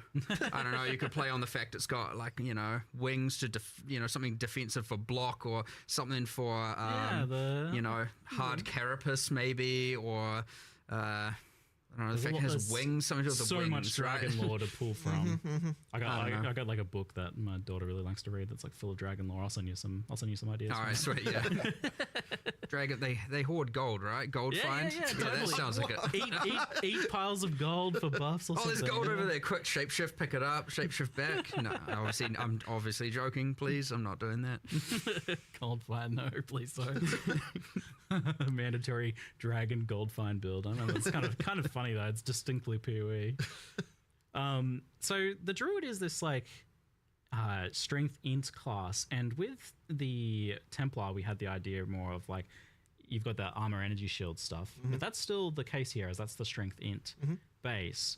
But I feel like the energy shield stuff is not as iconic to druid. How have you incorporated that and made it feel like something that makes sense, or like in what ways have you incorporated that to the druid? I feel like it's not obvious. Yeah, look, it is a little bit off in terms of the feel there, but at the end of the day, we kind of don't really have many options as far as what we can do. I mean, like that, it is important for it to be that it has that, like armor and energy shield approach. There's a few sort of interesting, what do you call them, spirit reservation gems. I don't know what I can never remember what the official name of that is. That sort of interact with that stuff in a dual way. So there's like that bark skinned thing that effectively allows you to take advantage of energy shield to generate armor. Like, so when you lose energy shield, you get armor instead, and like it like creates little bits of bark on your skin.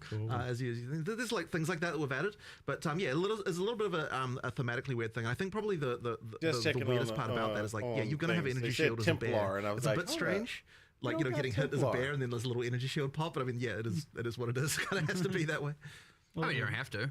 Well, I suppose, sure, you can go full armor if you want, but yeah. I feel like because there's like such a range of identities within that one class as well, that you've got the bear maybe that doesn't really align as much with that. There's definitely more armor stuff. Yeah, going so on you could build more strength when depending on what animal form you're playing, of course. Yeah, whereas like the wyvern potentially has more of that kind of magical aspect to it, where it's like that's I mean, and that's why the wyvern itself does get the benefits to energy shield, and the bear does get the benefits to armor in order to kind of make it so you are like, depending on what animal form you're going, there's a bit of alignment in the defenses there. I mean, really, it's the tree that inspires and motivates this, right? Like, a sorceress could be on the bottom side of the tree and still have the same skill set, and obviously the damage nodes are a bit weird, but it could work. There's nothing saying. I mean, that's part of the beauty of the game as well.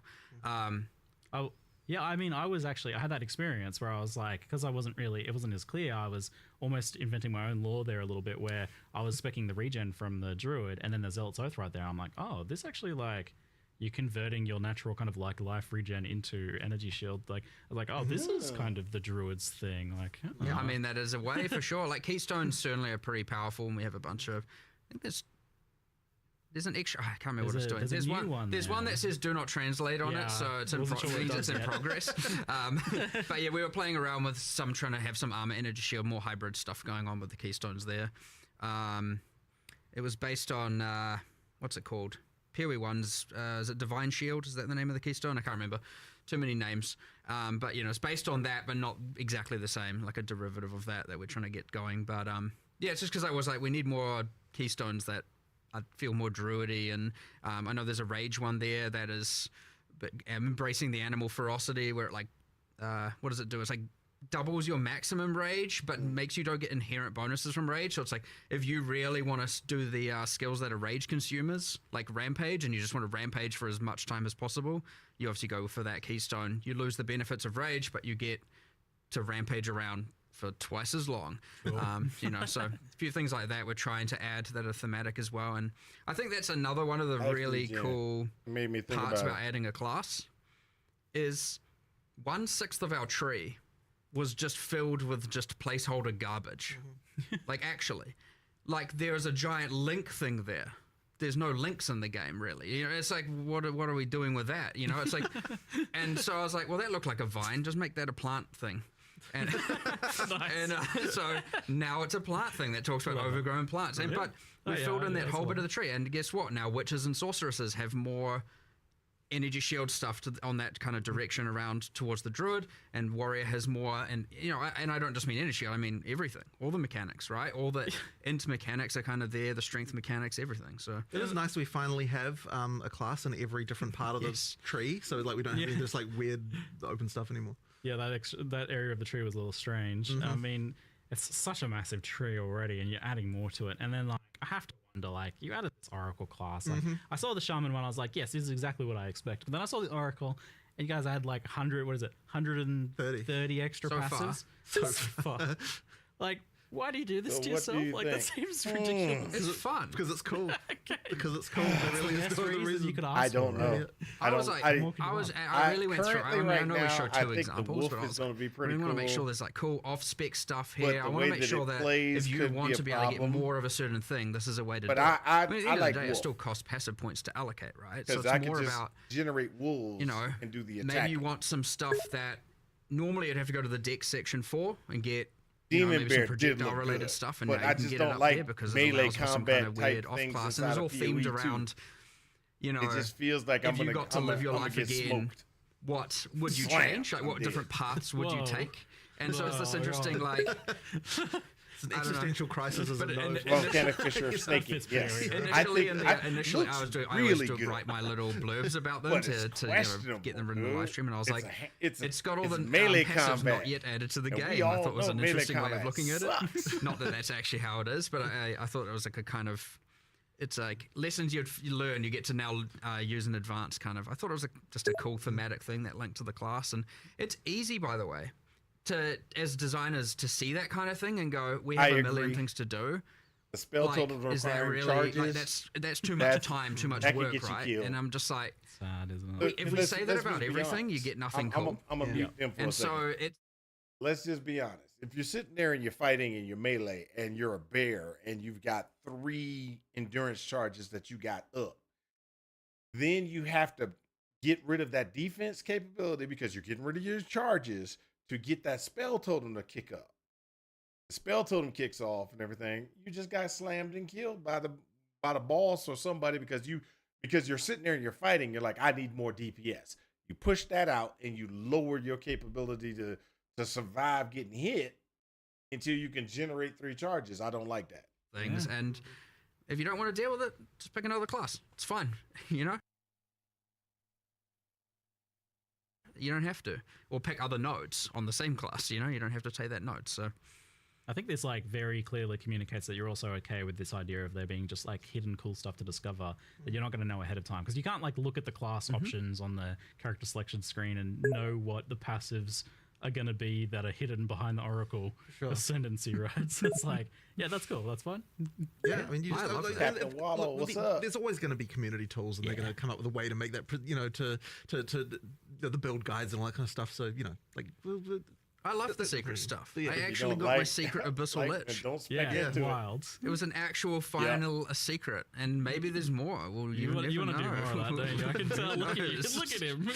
He Yeah, wants like to do more. a charge on hit would be I great. love it. I actually I love people having cool secret things they can find, and it isn't just like 1000% pre-planned or out of the gate. Like I understand the need Vex to was cool. plan. I understand the need to have confidence in a build, and you don't want to go in and only realize you've made the wrong decisions and stuff like that for sure. But I definitely want I'ma to make a find that wrong balance. decision We when I have start that while you playing also get your automatically. cool secrets that you get to add to the game that are fun.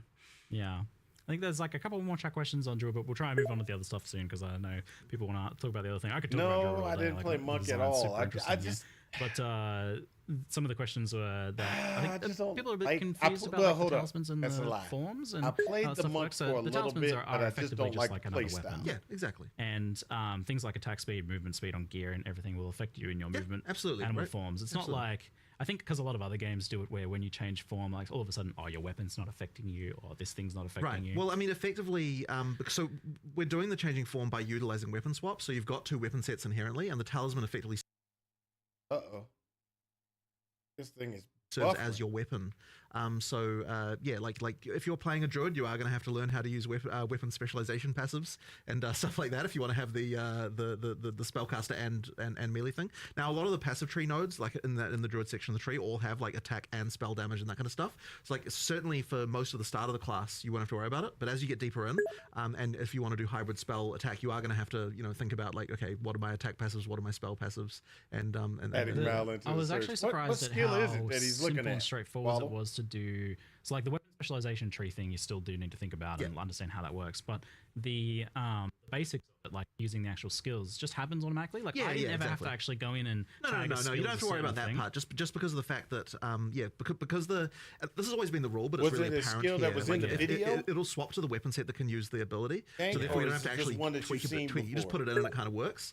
Yeah, like if I tried to use my spell, it would shift to human automatically and use the staff. And so like that was all automated. I saw that and too. I didn't have to like. Was that the program monk like that did that, or was that the sorcerer? Like I have on some other builds, I guess, where it's a bit. Yeah, more mostly that's just because you have getting into a situation. Because where I those saw because it. it's The guy usable was on walking, both. or the Now you have to character start was walking, going and in there the and ice tweaking was that stuff. falling But yeah, down like because whispering it ice. makes it I much did simpler. see You don't have to that. worry about that. Yeah, so there's a decent onboarding there, given the potential complexity. We think it's monk. Alright, Okay, so we'll have to move go back on and now look to at it. the Fate of the Vaal expansion.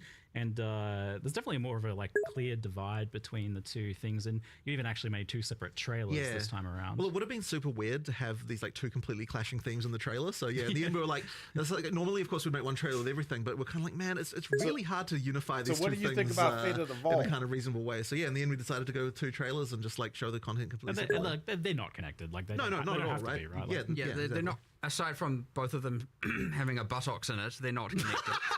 Yeah, That just happened. Yeah, that was total accident, by the way. It was just like 2 totally unrelated. yes, sure. Fog. Even though you shouldn't have to. I was praising the equality of it. Like, Right. yeah, I was great. There's buttocks for everyone here in this trailer. Excellent. Thank you. So this expansion is, and we saw this a little bit where you tried to work in the previous League mechanics into like story quest stuff, which I was super keen on. This expansion definitely feels much more deeply linked into the campaign and story, to the point where like Doriani's saying, go back in time and try and change these things that happened in the campaign. I was like, this feels like a major campaign story beat. Yeah, so I going mean, on now. there's a few things going on there. So, like initially, like this league, unlike I think what we've done too much of in the past, the storyline develops quite a lot more, kind of like through the campaign with different events that happen and sort of link in a lot. And part of the reason originally for that is that one of the things we sort of don't like necessarily about what leagues do is like you've got this situation where you like walk out of town in like, you know, literally the first area, and it's like some eldritch entity is immediately recruiting your services. You know what I mean? Like it's actually very like unfortunate. Put this rusty thing in your body. Exactly right. So we kind of wanted to try and make sure that there's a little bit more like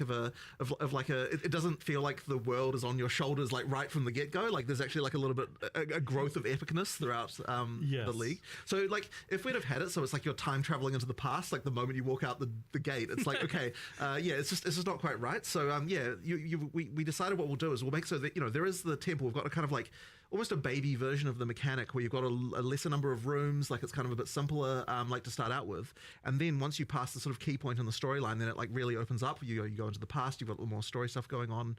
It did add quite a lot more work to kind of have to make 2 versions of a bunch of things and that kind of stuff. But okay, so I think it is worth it because it means that it feels like the league has a lot more going on. It doesn't look like it's the monk. It doesn't looks kind of like break you don't break immediately the feeling of the world, which has been a problem in the past. I have very strong opinions on this one. Yeah, it's like dark horror, gothic, secondary 3 dimensions deep. Because it started out with somebody with a the crossbow. past and or in some sort of demon realm now. I don't know what's going on here. And it's fine as you go, but this is actually one of the challenges I think we're going to have just designing leagues generally, is that they're going to require a bit more work to make them feel right. I mean, even just something as simple as like the Vaal sacrifice circles that you get throughout the world. Normally what we would have done is like make one thing and call it a day. Here what we've done is we've got like 10 or more. It's a ton of variations of those, where for like each act we're like, in like for each area we're thinking like, okay, which like we need more of these so that we can use them so they feel natural in the place where they are, like do a bit of material reskin, stuff like that. Like that's kind of the stuff that we now need to do to sort of make it feel like you're not breaking like the world stuff. the PB1 style, you know, betrayal basement.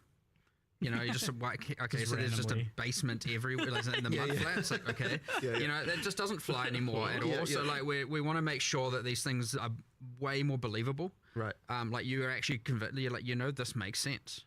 You know, I'm not just in a basement in the mud flat in a swamp. You know what I mean? Yeah, the Vaal is a very distinct thing, and it's very like tied to Act 3 as well. So I was a bit worried about like the tone of Act 1 with the Vaal stuff, but then like it fits in reasonably well. Like you've definitely taken good care to make sure that it doesn't. Well, I mean, it's a matter of making it feel like there's some ancient ruin that then later someone came along, like some Ezomites went there and they built some stones around it because they're like, well, what is this thing? And like, we just thought a little bit about like how would the culture here have reacted to the fact that there was this ancient ruin from long ago in this location and that kind of thing. Yeah, okay, interesting. And you mentioned to me that this is the bar for what you want to be doing. This is the quality level for what you want to be doing. So I'd say that like it does sort of I would say here, like the level of polish and the stuff that we're doing, like the amount of content that a league needs to actually be good. Like, you know, obviously when we did 020, the league was a little bit like, you know, it was just the Asmerian spirits, and like, I mean, it was a league, but it wasn't really. Didn't have like the depth of content and stuff that you needed. And then with 030, I think we did a lot better. Like it came a lot better, but I still don't think we quite got there in terms That of was like like the, you know, PoE 1 level kind of. yeah, like, yeah, and then this one here, I think, like, you know, you get up to the level of quality that we really want to be delivering in PoE 2, like, you know, post-release and everything, and like the kind of the amount of content you need for a league.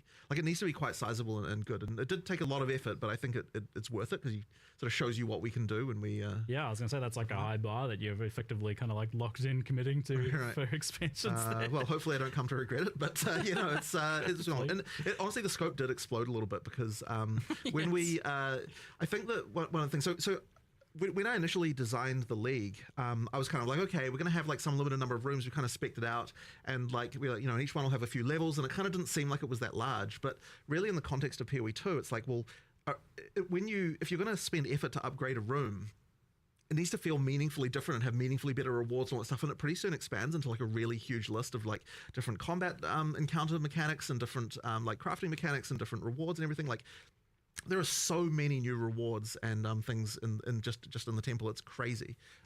Like, you know, there's a lot there. Like, certainly the number of expanded crafting options and all that sort of stuff. Yeah. I mean, you know, we could take some inspiration from what PoE 1 did with Incursion, you know, in terms of double corrupts and stuff. So, but we had to make it what do work you in a think PoE you're 2 gonna play? context. Waddle, what are you know, gonna play? Like, yeah, there's just a lot there. Playing Druid?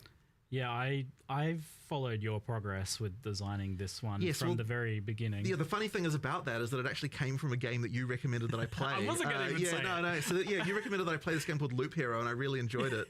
I mean, everyone's going to think that the game we're inspired by is Blueprints, but it actually wasn't. It was Loop Hero, and it was so good because I Ice told Rain you about skill the if you game can and find then out what it It was is. like Understandable. a week later or something. You sent me a message like, "Hey, I've made this little program." Yeah. So I prototyped up like a thing that for what would become the UI for Incursion. We actually ended up. It's funny because this is like the first league I've actually personally done code on in like quite a long time. You really got into it. Yeah. Because I mean, it was a real fun, just like evening thing to like go and just like, you know, work on this design. One of the great things about doing that is that I got to make so many design changes just in the course of like of writing it, like, which I don't think necessarily would have gone exactly the same way if I was getting other people to do it. So yeah, that was really fun. And you know, just make a, you know, and then effectively the back of it is like the code that I wrote, but obviously the UI of it is like a whole thing that a bunch of other people worked on and made really look really awesome. But yeah, that was a lot of fun. Yeah, what is it like about this one that grabbed you so much? Because you got so involved and so personally, like working on it at home. Yeah, in the evening, I just really enjoy this kind of like little game within a game, like little metagame things. And just that dungeon design thing is just a really fun thing for me. Tile placing, yeah, good, right? it's always it's really fun. Love a good tile place. You know, and I just like coming up with all the little ways that they can interact and that kind of thing, and you know, try to make each feel a bit different and that kind of stuff. It's just a good time. Yeah, and it's got this like iterative design where you're building a temple, you run it like it's a really small one at first, and then it crumbles a bit, but you're still kind of building on what you're doing each time. Yeah. It's like a weird kind of like What's the roguelike thing about being still roguelike considering what you're gonna play? Exactly. I'm gonna play something that ain't gonna work. So does with that I'm gonna design be then, I'm honest. curious, like does it like fully reset at some point? Like for example, when you kill Atziri or It never something? fully resets, but when you kill Atziri or defeat an architect, quite a lot of the temple gets destroyed. So there's this Okay. kind of destabilization thing. So it Wolf goes Druid back with pets. to not That the is start, my but kind of initial I think thought. it removes like 2/3 of the rooms. There's some number Demon like Bear, that greater that it gets than rid of Poison at that Druid, point, and greater then you kind of than have to build Fire up again. Druid. So that's just that effectively means that like Wolf when you Druid do those options, you're with getting like pets. new reward rooms and things to play. So it's giving That's you me. new goals, That's- and then you have to work towards as soon those as I goals saw again. those And then ideally wolves those reward rooms can with be rewarding enough with that the the wolf, benefit of I going was like, back oh, that's to what I want. smaller is I want it. sorry, or I'd say the negative of going back to But smaller is completely outweighed by the benefits when you're in getting from the the extra rooms play- that you're able to place. How So you generate you it, can they were juice it a saying. fair bit too. You can, because yeah. There's a And lot of like hold up a second. modifiers. How they said you generate it, how they said you were gonna functionally use to get the pets, made me go, that might be a problem, but it still seems like it could be really strong. And you've done like other things like that, then you absolutely will like probably want like for ultra end game play when you really want like the most challenging stuff and you're just like looking to get like, you know, as many double corrupts as you can and stuff like that. You're probably going to want to keep the temple large and specifically not do the stuff that would cause it to destabilize, because if you don't kill the architect and you don't kill Atziri, then it will you know, it'll only pull you back I can't remember the exact number of rooms, but there's some number of rooms that go away when it's quite full, and then yeah, you can just juice it really high. I see and what you then mean. Have really Yeah, that's what I was challenging I was in-game thinking scaling at stuff. first too was 'cause one of the things we were just sort of being in the concerned about wolf, is you that can use there a is some particular in-game power to content that just generate doesn't your wolves. really scale as hard as it needs to scale. you don't in order to make it necessarily have properly to in-game be viable. Yeah. We wanted to make sure so that this was not the engaged case in here, that it melee actually does combat scale and enough jumping out into the to end. Okay, so like and designed to freeze- be pretty trying to get the- farmable and to be get the pretty late freeze game with the relevant. swings, It gets to pretty get- hectic with all those mods. You know, what you need with to how many happen. rooms are on there and like. Yeah. But also just other things that you want to do, like so for example, at the start of the game, you can only you can't like store up temple runs, as it were. As you get into the game, then now we start to have it so that you can store up more runs, That's so that you possible. can like That's map for a possible. while. Then like do I a bunch think of that if you're reports. going We to have play it that the wolf, what eventually you want you to can do do is you it's- want to you can do increase your 60 magnitude maps. for chill. And then You wanna- temples, you and want then to 60 maps, freeze- and then temples. if you want, so you can if as you want, yeah, or you can do much as 6, you then a can. temple, Yeah. then 6, then a Raise that temple. doggone So you can effectively freeze store up to anywhere the in max. 10 Anywhere in runs, between. That 10 way, when runs. you get Nice. you can I hit feel like with more these things, to get like more I keep shards seeing like, you guys on have the thought of it. ground. So Well, you the can thing do is that that we've got so much cross- experience and that stuff. I mean, yeah, like so for cross example, the whole like taking the do more currency away damage from the to the temple enemy. instead of having to craft inside the temple thing. Yes. Like, That's my just a thought hard-learned process. lesson from PoE 1 where you just need to. learning. You say we thought of it, and I have, because I'm just going to bring it up. But like, and a thing about, And we'll and go this is over it something after that this if they don't I'm on have the the fence patch about a notes little out. bit, personally. But yeah, the thing with the killing architect and Atzeri, destroying a bunch of the temple, creating that clash of either farm temple or farm boss, can be quite a divisive thing for people. Right. You're looking at Betrayal Katarina, right? And the exact same Yeah, thing. yeah. Where it's like we've now on PoE1 we separated those two things so they're not, because it always felt bad doing one or the other. Or I could feel bad doing one or the other, depending on how the balance went. And so you might get a similar thing here. Now, of course, the amount of the temple that can get destroyed is variable, and there's a bunch of stuff we can obviously tweak. But yeah, like getting that right and feeling right will be important. It's honestly hard to say if it is right now. But it's a thing, we say we've thought about it, but it can be very easy to see that and be like, hey, they're doing the same mistake they've made last time. Which, you're not wrong. Except The depending temple on destruction honestly is having gonna be the very lever this interesting. time in place of how much Right. gets destroyed instead of Planned for entire that. board reset kind of thing. Yeah. We get to control that a lot better and iterate on that if we need to. So Yeah, that's true. You've already we've thought established- about it, but it yeah. can. I could see, because I was just thinking about it, going, I reckon people are going to get mad at this. And I was just looking at it, going like, the idea that it's like, hold on, I can't farm the bosses. I either have to pick bosses or pick temple. It can be quite bad. Well, so yeah, that's clear then that you've kind of already got your hand hovering over the lever waiting to like adjust it as needed. yeah, and it's honestly kind of hard to know with. I mean, even if you, again, it's the Well, kind of. the thing with this sort of stuff specifically is you're talking about that's the type of gameplay that is hard to test internally. Yeah, Because how can yes. you do just like you can't really test like what is weeks of grinding gonna feel like, it's Yeah. yeah. You So can't- I expect us to maybe we hit the sweet spot. Who knows? Hopefully, but I could imagine that this is a thing that gets adjusted for sure. Yeah, so you've made the like the ability to sell like the corruptions, the double corruptions as an itemizable thing you can just take away and sell. Is there any reason to like itemize the temple like we did in PoE 1? Nah, so that was really more of a band-aid solution in PoE 1 because we didn't have an easy way to change that. Like I'd prefer that the temple is your temple and that you don't sell them, but just that all the rewards are the things that you can trade. Like trading the rewards was the reason why I did our temple itemization in the first place. Yeah, just if this time I feel we're just making sure to design the stuff in a way that can be take back that you can take with you. No need for the band-aid in the first place. Yeah, exactly. There's some really basic crafts that, like, your classic exalted orbs and stuff like that. Mostly, honestly, in the campaign. Yeah. And this is so when you're doing the tempo, you're getting not just the opportunity, like, because obviously some of that double corrupt stuff, you're not going to do that at like level 8. I mean, Val orbs aren't even in the game at that point. Yeah. So you have this thing where it's like, well, you don't get a lot of the crafting. Now, there are still rewards. There is, of course, all of that, but there's also just basic crafts like exalts and regals and stuff you can just throw on your gear. Now, you can't take those, and that is an intentional decision so that you feel like you're actually wanting to use it on your gear in the campaign and as you're progressing. And you're not, because if you can take it, most of the time you're just going to hoard it for in-game. Right. So it's those things to make the early game have more crafting stuff that you want to just use right there. Yeah, that's the problem. Like, what stops you from just like keeping your results until end game? Yeah, You want to use those patches then. You'll see those and go, I want to take that home, but just use it. Yeah. It was a substantial buff to campaign crafting from my experience of messing with it so far. It's like you basically go in and there's like 6 crafting rooms and you're like just going on a little crafting spree of like upgrading your gear. Like, yeah, I mean the temple. We it's funny because there's always the question whenever we make a league of like, well, what if people always say, oh, there's no reason to do this during the campaign, and it's like we really have to incentivize that to make it so that no, there's actually worth doing. Like you're going to get a substantial power boost if you decide to engage with the league. Yeah, you could. It seems like you can kind of like hold off as well. Like you can be like, oh, my gear's kind of okay now. I'm going to do that a little bit later. You always want it to be both feeling rewarding and give you obviously an advantage, and also not feel so mandatory that you're like, ugh, what? Yeah, the, it felt like kind of a bit optional in the sense that like, oh, I really need some gear upgrades now. Let's go into the temple and spice up all my gear. Perfect. Nice. That's what we want. Yeah, cool. And it is interesting that you've got this like raiding the broken down version of the temple in the beginning, and then it basically changes into this whole other thing halfway through the campaign. That story beat there. The other thing about the campaign thing is the same thing we learnt from Abyss, where we did the area specific rewards throughout the campaign. We have. I got a lot of buffering going on.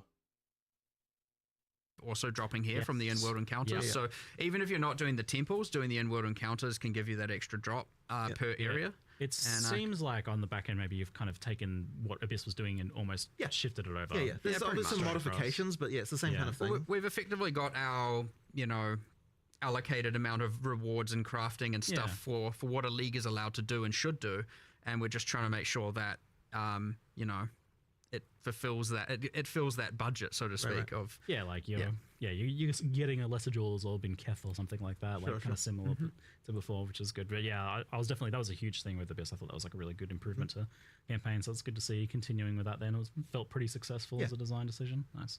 I'm really glad double corruption is back. I feel like that's a great thing from PoE1 to be returning. One thing we've changed here is that because double corrupt existed in PoE1, you never Valorb gear. Well, I don't want to say never. Obviously, there are still cases, but generally speaking, why single corrupt it when you could double corrupt it? So we've made sure here that the double corrupt has to occur on top of a corrupted item. That's cool. Right. So yeah, you have to Valorb land it, and then you have to land the double corrupt on top of that.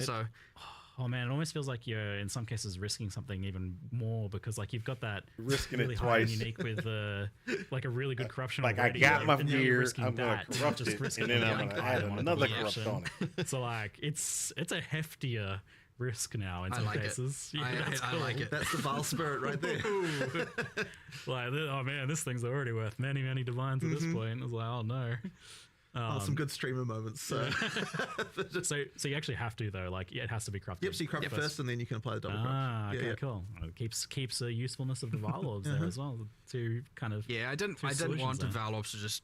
I mean, you'd still use them on lightweight stones or whatever, but I didn't want them to just be like never used on gear anymore, because you'd rather just double corrupt it. And so it was a suggestion a developer made a while back, and I was like, that's immediately a win, and I almost want to change that in PoE1 as well, but then I just forgot about it, to be honest. So, I'm not sure if I do want to do that, just before everyone maybe goes like, what the hell? No. But, consider it. I like the idea, and I think it is an overall improvement, Yeah, that sounds like a great idea. Everybody, let's change PoE1. Just let's get rid of that. You had a little bit of in PoE1 recently where you can corrupt uniques and it replaces a random modifier on them. Yes. So this is limited to specifically Adziri. No, what Not Adziri, Val uniques. Yeah, so I really wanted to make it so you could just replace arbitrary mods on any unique. But the problem is, it was just a can of worms that was just not even possible to contain.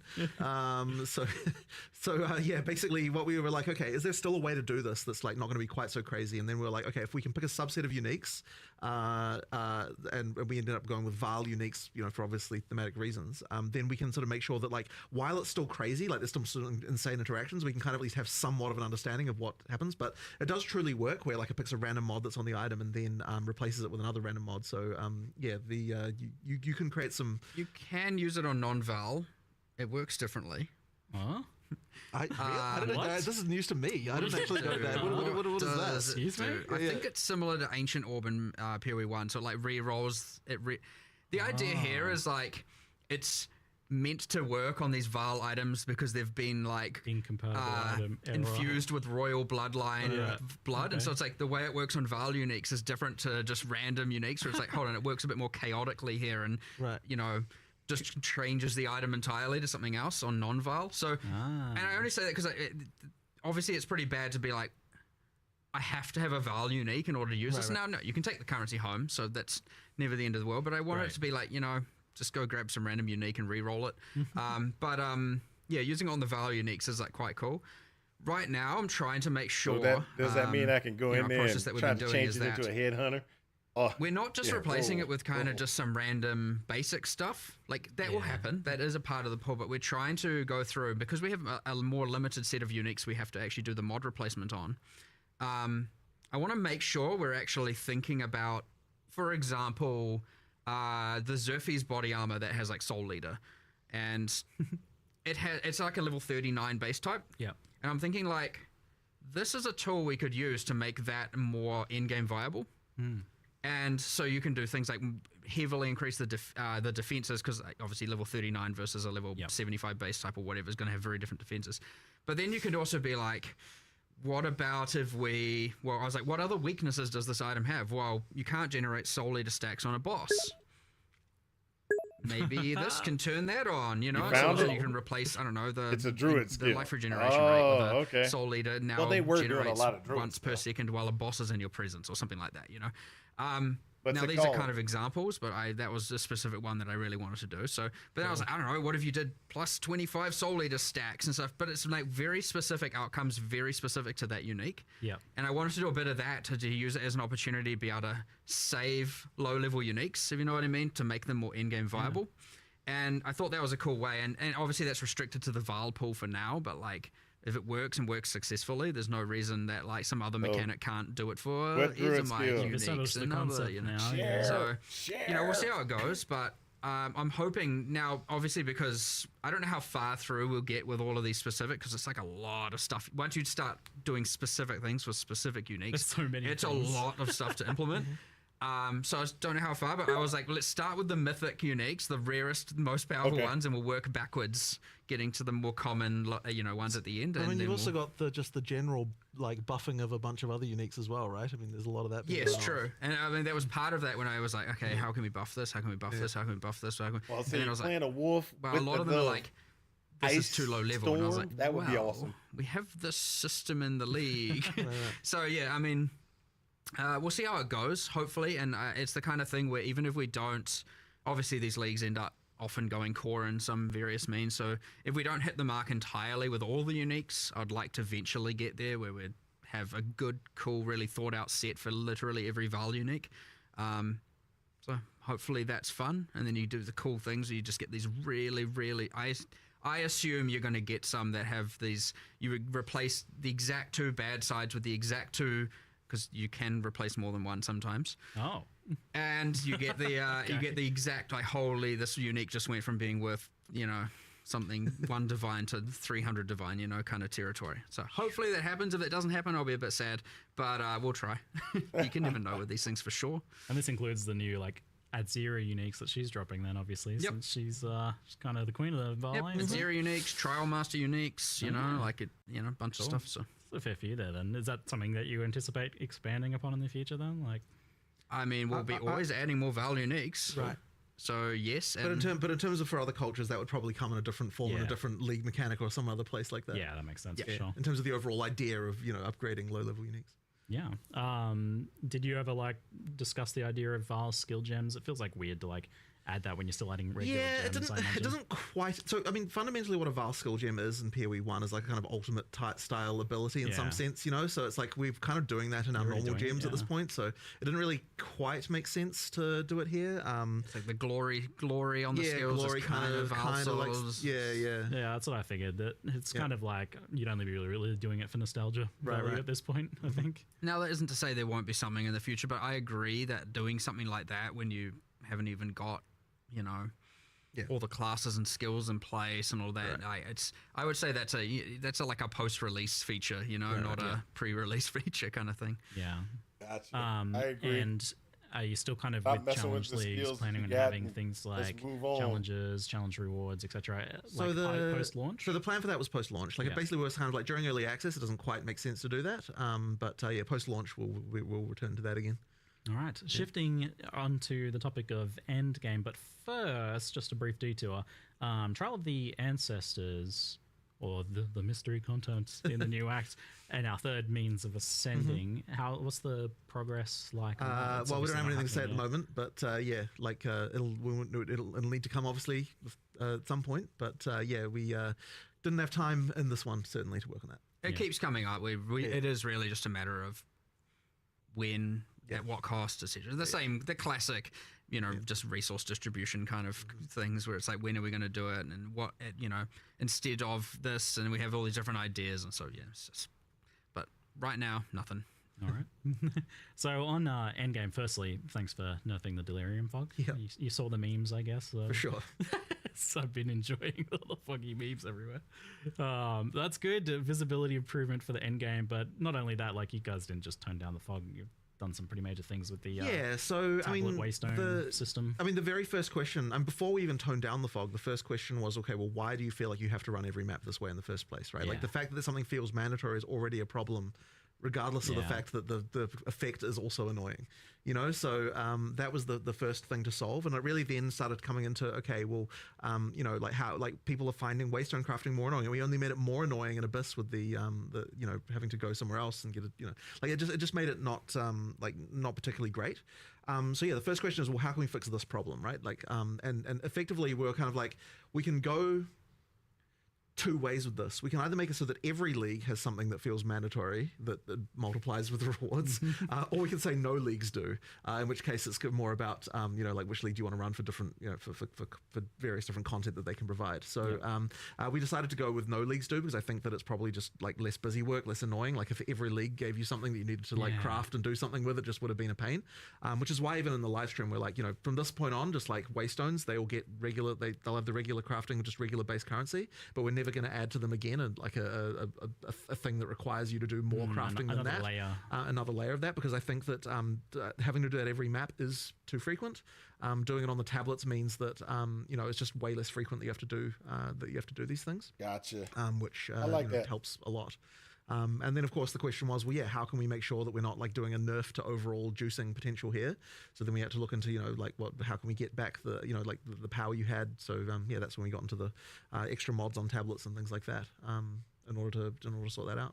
Now, obviously, you were hoping to do more Endgame for this expansion. So, what's kind of happened with OLED G9? Well, I guess the sort of two things that we see as like the major problems in Endgame. One of them is when you get there, it can feel like you don't really have a proper goal. Like, you don't have an immediate, like, okay, here's a quest to do this and a quest to do that and that kind of stuff. So there's like a little bit of that missing, and that really is a content thing that just requires us to expand upon what a league is. Now, something like something like Fate of the Val, wrong, ignore you. It immediately has story stuff to do, and so on. So when that goes to endgame later, you'll have like storyline things sort of built in a way that can like make it so you've got that. But the other leagues don't have that as much, so we need to really make sure we're expanding on those. But the other thing as well is the Atlas tree just needs a lot more love and attention, and like the way that it works and all that sort of stuff. So we just need to do a lot lot more there. I opened that tree yesterday and I was like, oh, this I hope you sucks. can It's a play little too. tragic. It sucks. Like, So, oh but the my. thing is that in order to make it good, you have to spend a lot of time and attention making new notables that are cool, that require like actually modify things in cool ways and like actually really meaningfully do something. And that's just a lot of time and work to do that. So, do you have an idea for what you want to do with the ascendancy tree side of things? Like, is it kind of angling more towards what you've done in Path of Exile, which has been pretty successful? Well, I don't think we should be talking about that yet, just because that'll be it's more for later. But yeah, I mean, there's things we want to do. Yeah, there's stuff we want to do. Yeah, we're bit of trying not to spoil anything here. Yeah. we obviously are spoiling the fact we are doing something. And I'll tell you, it's not even. It's not the same. It's not similar. Yeah. It's like, it's in a whole different universe. So it's kind of like, which makes it a little bit hard because obviously we're in this state where we want feedback about the end game. Yeah, it's and so I do want to put, like, people should keep giving feedback because I don't want people to think, they're reworking it in game anyway, so I'm not going to say anything, just in case. You never know. There's and also different parts of the end game that kind of are like independent of the, just things like how the Atlas tree works. Yep. So, yeah. But yes, that tree is effectively going to be completely reinvented. So that will get a full drastic change, and then the something that like PoE 1 with the whole complete your Atlas being a very clear, very obvious goal. Right. You just complete all the maps and you get your Atlas is complete. And then there's heaps more beyond that, of course. There's all the boss farming and all the different progressions and even that has like multiple quests throughout the main quest line with the different pinnacles and all that. We just don't have any of that really. It's just immediately into this infinite unguided adventure, and there's a little bit of things with the corrupted zones and bit of that, and like they're going to try to clarify a lot of things in the end game. It's That's still good. Mostly unguided. You don't really feel like you have like, I've completed the main thing, now I'm going to farm. At the moment, it's pretty unsatisfying, I'd say. So really trying to drive that home. And then the other thing that honestly we spoke about upgrading the leagues and adding more bosses is like, that whole like having King in the Mists and Olroth as the pinnacle bosses of the leagues, just being like copy pastes from PoE 1 was not our end goal. You know what I mean? Like they're a bit sad as pinnacles right now, and like honestly we need to up the epic a lot. So we've got a lot of that coming, and then just general upgrades to all the leagues. Like some of them are too, Ritual has the whole omens are too good, and others are just like, well, why would I do this? And there's a bit of that going on. So just a general balance, and via adding more content and different axes and all kinds of stuff. So there's heaps coming. But based on all that, to answer the original, is that's how you can see how it didn't make the cut, because it is a ton of work. It turned out to be way more than we had anticipated, and it was just like, oh, damn, we kind of talked about wanting to do an in-game upgrade, a big revamp in 040, and now we've got too much work, and we still believe it's the right thing to do, so we're going to commit. And normally we often get faced with the option, do we cut it down to make it fit, or do we commit to it all and do it? And I don't think in this case we could have cut anything without kind of just honestly making it look half-assed, to be honest. So we were like, no, we need to do it all, which means, unfortunately, yes, it's not going to make 040. But then we were like, well, we can't just now do nothing. So what can we do? Well, obviously, we're not just going to be like, because we're doing it in 050, we'll just leave the fog alone. Yeah. Obviously bad, which was a bug, by the way. Really? All fogs, like the volumetric fogs in the game, have a cutout around the player. Yeah. That like cuts out and then tapers off. And all fogs in the games, there's multiple different fogs, had it except for Delirium Fog. It was the only fog that didn't have this. So that was, well, like, we can start there by re-adding it, and then we'll iterate until we feel like it's about right. But yeah, kind of sad when you look into these things and you're like, oh, damn. It was just broken the whole time. But either way, like, a player doesn't know if it's broken or just intended. So obviously, fixing it is the important thing. But yeah, I know there's that guy on Reddit doing a post every day, and they can finally rest. Thank you for your service. Your watch is complete. Yes, we can actually see the ground. It was just hilarious in some maps, whereas like they have holes in the ground, and like there's so much fog you actually can't tell where the holes are. It's like I can't move anywhere. It looked a lot better from the footage, so it's a big improvement for sure. So you mentioned that, but there was also another kind of key change that you wanted to make sure to get in this one, and that was the kind of like monster density getting swarmed issue. Yeah, that's a very interesting one, because so when we were doing 031, this was actually already a thing that we were tabling and talking about. We kind of thought that players probably wouldn't like it, because the like monster density can be a very touchy thing, right? But the funny thing is that what we found was that even after we what we actually sort of heard more was like, oh, we actually liked what the improvements were early in game, and we actually would wish that the rest of the in-game was more like that. And we're like, okay, well, if that's the case, then like the main thing we have to do is not like nerf rewards, make sure that experience gain doesn't get lowered or anything like that. But overall, we don't necessarily need as many monsters as what we were having in the top. And I think this is actually going to also just generally improve things, because it makes when monsters have more life like that, it makes more builds viable. Because like there's obviously a point where like once you can one hit everything, then there's no point in like you might as well just go for whatever the fastest thing that could do that is, right? Yeah, the lightning speed.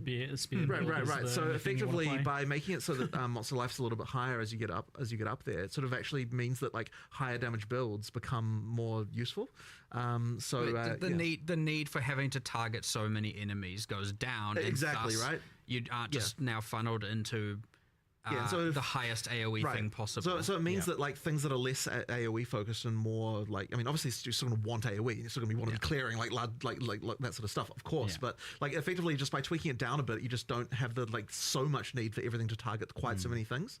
And so you know, the sort of higher damage skills that are a bit less like, you know, not like more than a screen in size can actually be viable. And that should hopefully improve the situation there. I want to make sure that even if people are like, but I prefer the swarminess, and it was fun for my build. And the thing is, like, that, speaking of, like, Atlas Tree, that's a thing where the Atlas Tree should be the thing thing that you can, it's like your build can do that. So, like, I want to make sure, like, for now, not doing it, but I wanted to do a thing, because we're doing this whole, like, monster effectiveness goes up more, right? I mean, it's a pretty hard thing to understand, because monsters just get stronger with higher levels, so like it kind of just happens. You don't really, it's not like a thing you need to worry about or anything of the sort. But I want to do a thing where you can spec into making, like on the Atlas Tree, you know, I guess this is a little bit of a forward spoiler, but we're adding a little bit of it in a few places. But I want to make sure that you can invest into making monsters tougher without increasing the number of monsters, where like often it's just been pack size, pack size, pack size, and stuff like that. So, but then I would love to do a thing later where like you can convert that effectiveness increases you can get into like pack size. So it's like, you know what? Nah, I want the swarmy, you know, weaker monsters thing. And I don't want one to, at that point you can make sure the conversion results in the exact same amount of drops and XP and all of that stuff. That way you can incentivize. Well, you don't incentivize one or the other, right? Like it's more about what your build is, what you'd prefer, rather than being like everyone has to have most pack sizes possible. Whereas right now, pack size is just a straight up multiplicative drops XP scaler. I mean, obviously not for rares and bosses, but you know it is, and for a lot of people, it's a multiplicative fun scaler. And I don't want to take that away. Like I want people to be able to do that, but that's what the Atlas Tree should be able to achieve. However, it is too chaotic at a base level. Right. You get this weird thing where it's like the campaign has a entirely different vibe to the end of the end game now, where it's like you step into the end game, it's kind of and then you get towards the end. I mean, at the start, for people who didn't play 031 onwards, it was just like, okay, I'm going through the campaign. It feels a bit more tactical. Feels a bit more, you know, intention. My actions are more intentional. And then I get into endgame, I'm like, what the heck is going on? There's monsters everywhere. It's out of control. And so obviously 031 alleviated this a bit, but it is. I don't want it to be that there's this feeling of there's two games there. I want it to be that you build that extra layer, that you change it through your Atlas Tree and through decisions you make for the end game, as opposed to it just being inherent. So if you want to, we're going to make sure that we try and keep it that if you want to make it more swarmy and that kind of stuff, you can, but it doesn't give you a drop advantage necessarily over the tougher monsters. There are reasons to do both. That's fine. There'll be heaps of mechanics and stuff, but like, ideally, you can kind of play the game you want to play the game. And so in our tree and our builds, much like you can play the character how you want to play your character, we can do that with the end game as well. And that's the beauty of the Atlas Tree, and the keystones and stuff like that. So, but I can't. It's hard to get into more of that without getting into like kind of spoiler territory. I mean, but that's interesting to hear that you want to kind of make things a little bit less binary, where like in the past it often has been the case where it's just like, oh, you just stack as much of all of the things you can stack, or it's just stack as much pack size or stack as much rarity as you can, but maybe having angles for both of those things, like I'm juicing pack size, or I'm juicing difficulty and rarity with. I mean, that's exciting to me because I like the ability of being able to spec content that rewards your character that has low AoE, that is like really good at like dueling really tough rare monsters. And like, you know, we did get to see a little bit at Imperial 1 where there was different strategies for juicing, where like you had like Titanic Scarabs or something that was making like really strong rogue exiles, and that took a specific sort of build to do. So it sounds like that's kind of the direction you want to head with that, which is pretty exciting to hear. And kind of tying into this topic then, and you touched on it a little bit, was like, there's definitely been, like, it's been noticed that rare monsters seem to drop the vast majority of loot in endgame maps, or at least compared to normal and magic monsters. There's a bigger difference, I guess, than has been the case in the past. And where are you guys at with, like, noticing or feeling that, or what problems do you foresee with that? It gets talked about a lot. I don't think it's necessarily wrong that it's like that. One of the things we really want to try to make sure of in PoE 2 when we're sort of doing a sort of from scratch pass on this is that the amount of rewardingness of something is equivalent to the amount of difficulty that it takes to kill it. And that's kind of where, like we're trying to normalize that because by doing that, it means that we can try to get we don't want a situation where like some content just is randomly just way more rewarding than other content, and so we're trying to just make sure that we're keeping tabs on that really well. And what that's kind of ended up with regard to the Magic versus Rare is we've got the balance of that where it should in an ideal world be the case that killing a rare versus killing a white monster is does in fact drop the correct amount of rewards relative to each other. Now the issue can come with the fact is what if your build can one hit either of them in any case?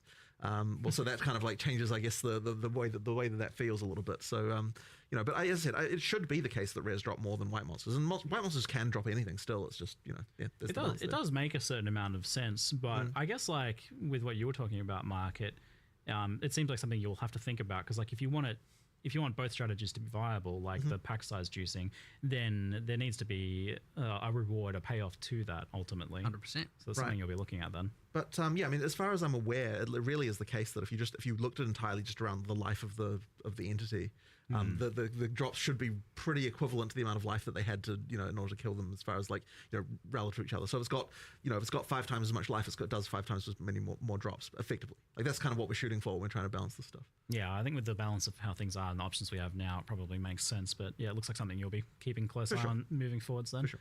There's a bit of a parallel with one of the kind of issues I see in Path of Exile 1 where everything is in reward icons, the little floating symbols. And that seems like something you're trying to avoid moving forward. We haven't really been doing that for a little while now. There was certainly a period there in PoE 1 design where it was every single league was just those reward icon type things, and it ended up really beiging the rewards a lot because you just had this thing of every league drops, every other league's drops, and it kind of didn't really it wasn't really that great.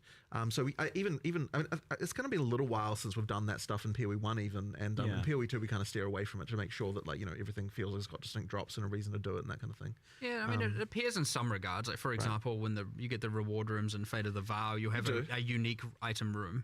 Sure. You know, but it's not just a floating symbol above the monster. Right. Yeah. Which also, immersively, I don't know what the heck that is, but what is it? It's just nothing. It's a clear and just obvious game mechanic. I see some floating, glowing cash money dollar bills above your head.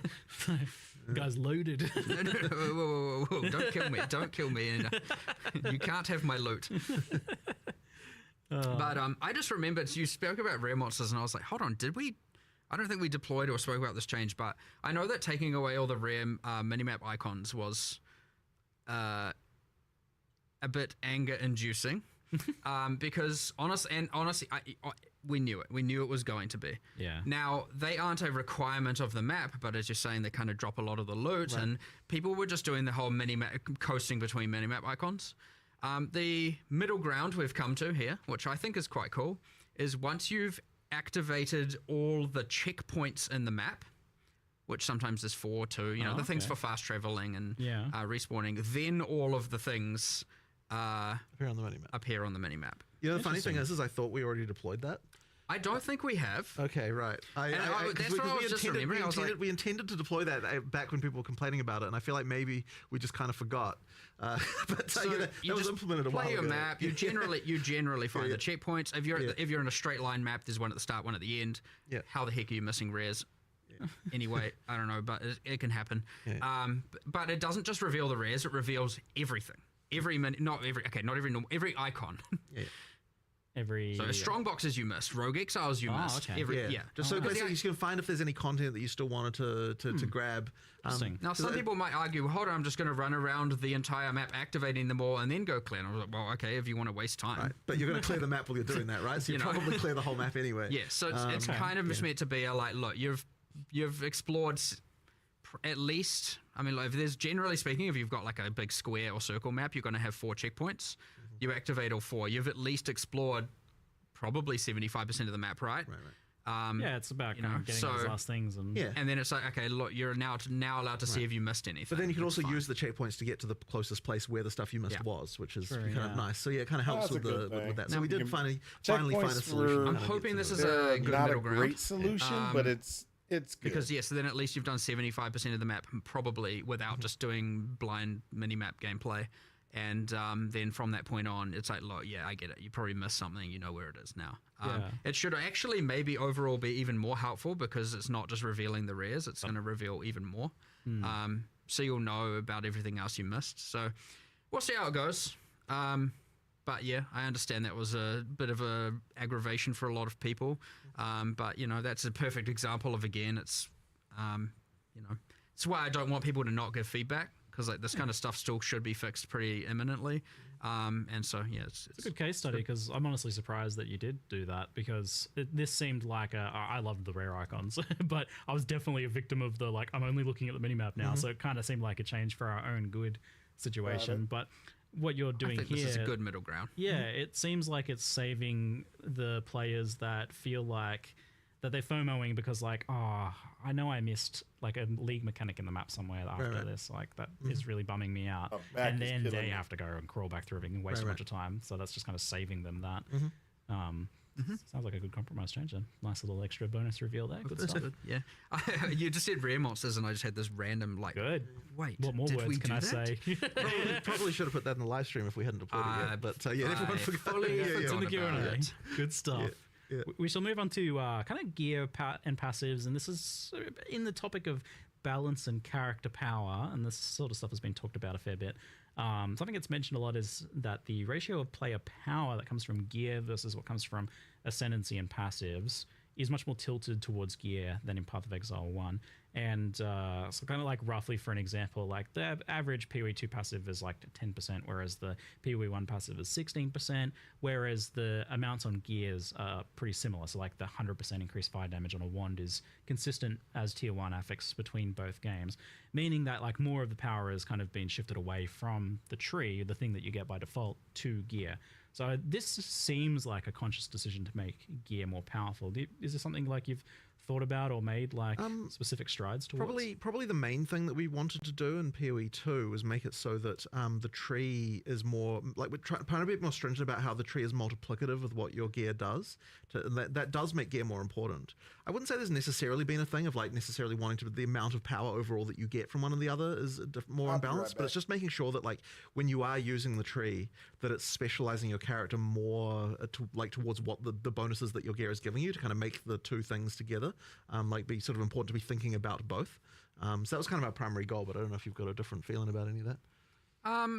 It certainly wasn't like the passive tree being weaker. Like I guess we didn't really even think about it in the point of comparison. We just kind of like went back then. We went really back to the basics and evaluating a lot of our base balance, and so it wasn't like let's nerf it compared to PoE 1. It was more just like what do we want gear to do? What do we want the passive tree to do? What do we want? And all of that at the end of the day is just relative to then how do we want the monsters to scale and how which they're all different, right? The way that the monsters scale per level isn't the same. The way that the tree and thus the tree benefits are different. The gear is different, and everything. So again, not really. It was conscious decisions, but not conscious decisions to like nerf from PoE 1 or anything of that sort.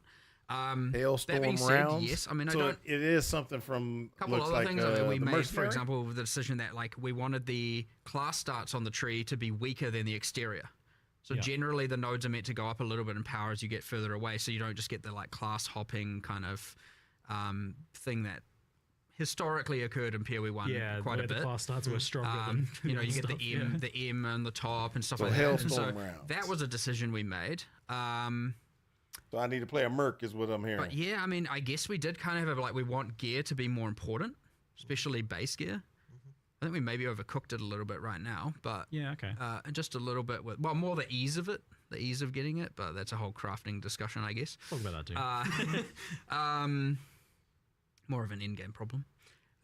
But yeah, I would say, I mean, I'm personally pretty happy, honestly, with how it is.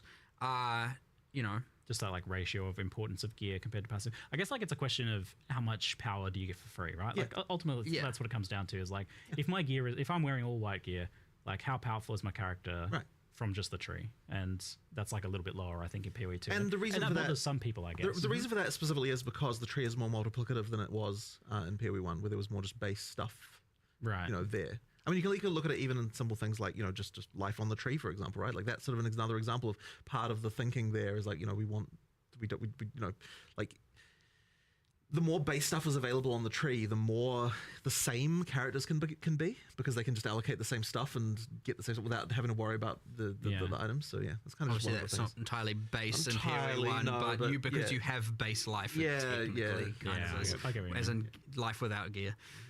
Yeah. And where are you at on the life thing? Just like since you brought it up, I guess like still pretty happy with the decision to like remove that from the tree. I mean, look, we just wanted to. We just didn't. It's more that decision's mostly about not wanting every character just another one of those cases of every character being the same. Yeah. You know, like it's like we'd rather you specialized in the defense that relates to your character rather than just the same stat that every character should use. So yeah, we'll just have that general feeling. I mean, we've obviously still got imbalance here, and there's obviously still work to do. Never ending. So, like, you know, the tree will just continue to evolve, and like we added a lot of passives at some point that are a lot more powerful, and we intend to keep doing it. And now we've obviously just added all the druid ones, but not just that. Like, we added more like ignite support on the around the mercenary. You know, for example, this time, like in 040, we're doing that, and then there's some changes to like more prod speedy stuff, because like we were like, you know, looking at shotguns and trying to see how can we have them scale. And it's like, well, it turns out if you get a bunch of piercing with prod speed and some other stuff, like you can shoot them across the screen. And so like, well, how do you get that? Oh, there's not many, you know. So we're doing a bunch of like little increments like that, just based on what builds need. I know bleed needs a bit more love in the bottom right, and you know, so to make it not just entirely all blood mage spear users and that kind of thing going on. So again, it's going to just, honestly, we'll just do more and more and more and more and more on the tree. I suspect you'll get more. I'm not saying I'm going to increase the value of every node, but just by the nature of how many more things you can invest in and multiplicative elements, you're probably going to end up with a lot more power coming from the tree than what you do right now. But I actually prefer it doing it that way than just increasing all the numbers anyway. Because at the end of the day, if we then increase all the numbers and then it turns out the game is like too easy, well, then you have to nerf something somewhere or just buff monsters, and then you kind of end up in kind of the same place. So it's like, what did you actually achieve? So with the like approach to life then, which I feel like makes sense, like not wanting the trees to like look the same and whatnot, how do you feel about like why does ES kind of get a separate treatment when it ultimately, although it's a defense like evasion and armor, it functions much more like life? Because there's a lot of ES scaling, and ES numbers are pretty high compared to life, and definitely I mean, that's a current balance issue for sure, but like, you know, just because it happens to function more similar to life, they're all at the end of the day a form of effective HP, right? So, I mean, they just, as long as they're not entirely symmetric, which is what makes them interesting, which is why one works this way and the others work a different way. And but yeah, I mean, there's clearly a misbalance. I mean, you got issues with Ghost Dance obviously being a bit hectic, and I guess going to start listing off things I'm going to nerf, I suppose. But you know, like, I don't know. There's changes to be done here. There's a few changes coming, but we're at the point where I still look at it and I'm like, I'm pretty sure ES is still going to be pretty crazy. That being said, it's like, you know, I don't want to make any last-minute kind of knee-jerk reaction, nerf kind of things around this. So, like, because we've changed and rebalanced so much, it's really hard to know, and even changes to how the monsters scale and whatnot. It's kind of hard to know exactly how things are going to play out. So it's this kind of thing where I'm like at the point again where I'm like, all right, let's get all these changes out, see how the metas evolve, see what's good, see what's bad, and then like reevaluate it again. So ES is worse, but I don't think it's honestly, I don't think it's nerfed enough, to be honest, is kind of where I'm at with that. So, but we'll see.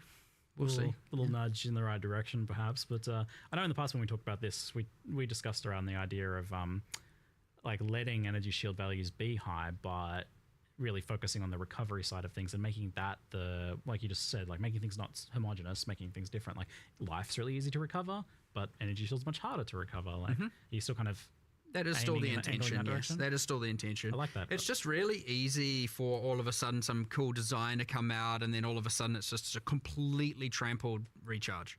And then it's just like, well, now why do I care? You know? And I mean, like, it's okay sometimes if it's like via an insanely, like, I mean, Essentia Sanguis is a perfect example of doing this, right? Like, it just straight up ES leech. And the thing is, like, I don't want to take that away. I just, there's a level of, there's some balance to do and or commonality to do. Like, if that's a thing you strive for and can eventually achieve, and now your character's like freaking god tier, that's exactly what like high-end unique items should do. So in this case, I know we're making that item rarer. Hopefully that doesn't affect the economy too much with some me giving that away. But on standard, sorry. But at the end of the day, I would rather do that than just gutting it. You know what I mean? In this case. But yes, those things are allowed to break the rule. But I very much want to push ES to be recharge based. And as I said, historically, it's again, you just come up with a bunch of uniques and want to do all this cool stuff. And all of a sudden, we've added in another way to completely not care about recharge, and you're getting ES back some other way. So, and that happened, and more and more and more of that came about. And all of a sudden now, you pretty much just got this insane life pool that's permanently full, and it's like, wow, why would you not do this? Obviously you'd do this. So I imagine there's a lot of incomplete picture going on here as well, where you're still missing classes and archetypes and skills and parts of the passive tree and thing as well. It probably makes it hard to like commit too hard to certain areas of balance when it's such an incomplete picture. Yes, and it's also just honestly a time issue. We're adding all this new stuff while having to also correct all the existing stuff, and then the new stuff is like, how fast can the new stuff break the existing stuff, and how fast can we then fix that? And so it's when I say break, I mean balance break. It's to the point where it's like all these new variables are being added as we're trying to fix all the existing variables and balance them, and these new variables are like, it can be hard, like real difficult. When you're at the point where you're not adding so much new stuff, you can just catch up, get to a point of stability, and for sure it's there. But like, we have expanded. Like, I've got 3 new people. I don't know if new. I've kind of taken a few people that were more balance oriented out of our QA. I mean, some of our QA people are kind of elite. I don't know if I should say who they are, but some of them are off, top hardcore ladders and stuff. And I'm like, well, cool. Look, they do know what's going on. I'm like trying to teach them the philosophies and how to do all this stuff. And so I've got 3 new people doing that. So hopefully, and historically, we've had quite a limited number of people actually doing balance. It's quite hard. It's actually one of the harder things to have a good feel for. And if you put the wrong person in that position, who knows where you'll end up. So it's really important to make sure that obviously these people understand the philosophies and are trained well, and you're being cautious with it. But yeah, I got 3 new people with that, so much larger team in the future. So I'm hoping we can tackle a lot more, and we're not just going to be up to like 1 or 2 of us. I mean, historically it's been pretty much me and Andrew, and that's it. So you've got your elite squad. You're building your elite squad of balanced ninjas now. To pretty much, yeah. And shield. I mean, if we end up with like 5 of us, it's a very, very considering I also have to do the leagues and the end game and the monsters and the bosses and oversee all of that.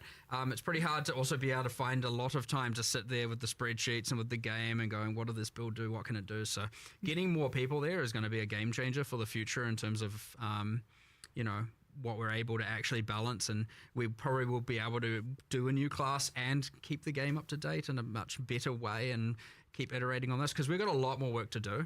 Like, I don't want people to ever think that we're just like going to stop with this stuff. I mean, PoE 1 hasn't stopped after forever, and often you want to keep metas fresh. You want to update. You want to make new.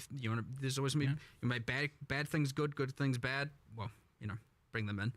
Not, whatever. You want to make good things bad, quotable time. Yeah, I was like, maybe not that. But it's been a pretty tight resource the whole time, and having more of that is going to honestly be a game changer. So I'm very keen to see how that's going to play out, especially over the next few expansions, and see where that goes and what it allows us to do, and have less of that picking our battles, and let's fight more battles, that's fine, which should be cool. Cool. On the gear power level side of things, plus to all skills has been talked about a lot. And even you guys have mentioned in the past, like it exacerbated things like mana issues that people were having. It's obviously very powerful and available in very high quantities. And I think it exacerbates other issues like uniques being less viable because they don't have them, for example.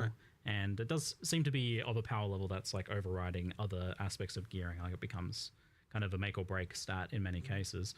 Where are you guys at with feeling on the plus skills issue? Well, the original theory behind it was that we wanted to make sure, like for fizz weapons, you always had this like IPD, increased physical damage that was always kind of effectively mandatory stat on those weapons, and it was something where like you would you sort of had this baseline of like some kind of multiplicative way to make the weapon better, and effectively plus skills on staves and wands was supposed to kind of fill that sort of same multiplicative approach where like that was a thing that you to make the difference between a bad spellcast weapon and a good one.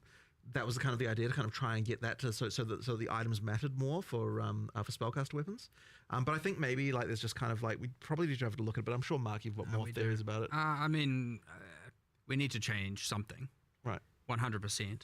I mean, I know this like, we obviously have the illegal mod, the old Essence of Sorcery, giving that extra +1 to focus, the +3 to focus foci, and the old homogenizing for getting the +3s on amulets. By the way, they're gone. Goodbye homogenizing. I was ready for that one. They were illegal for other reasons. Don't know how people are going to feel about that. I'm not sure if I should look at the chat over there and see if it's a W or an L, but whatever, they're gone.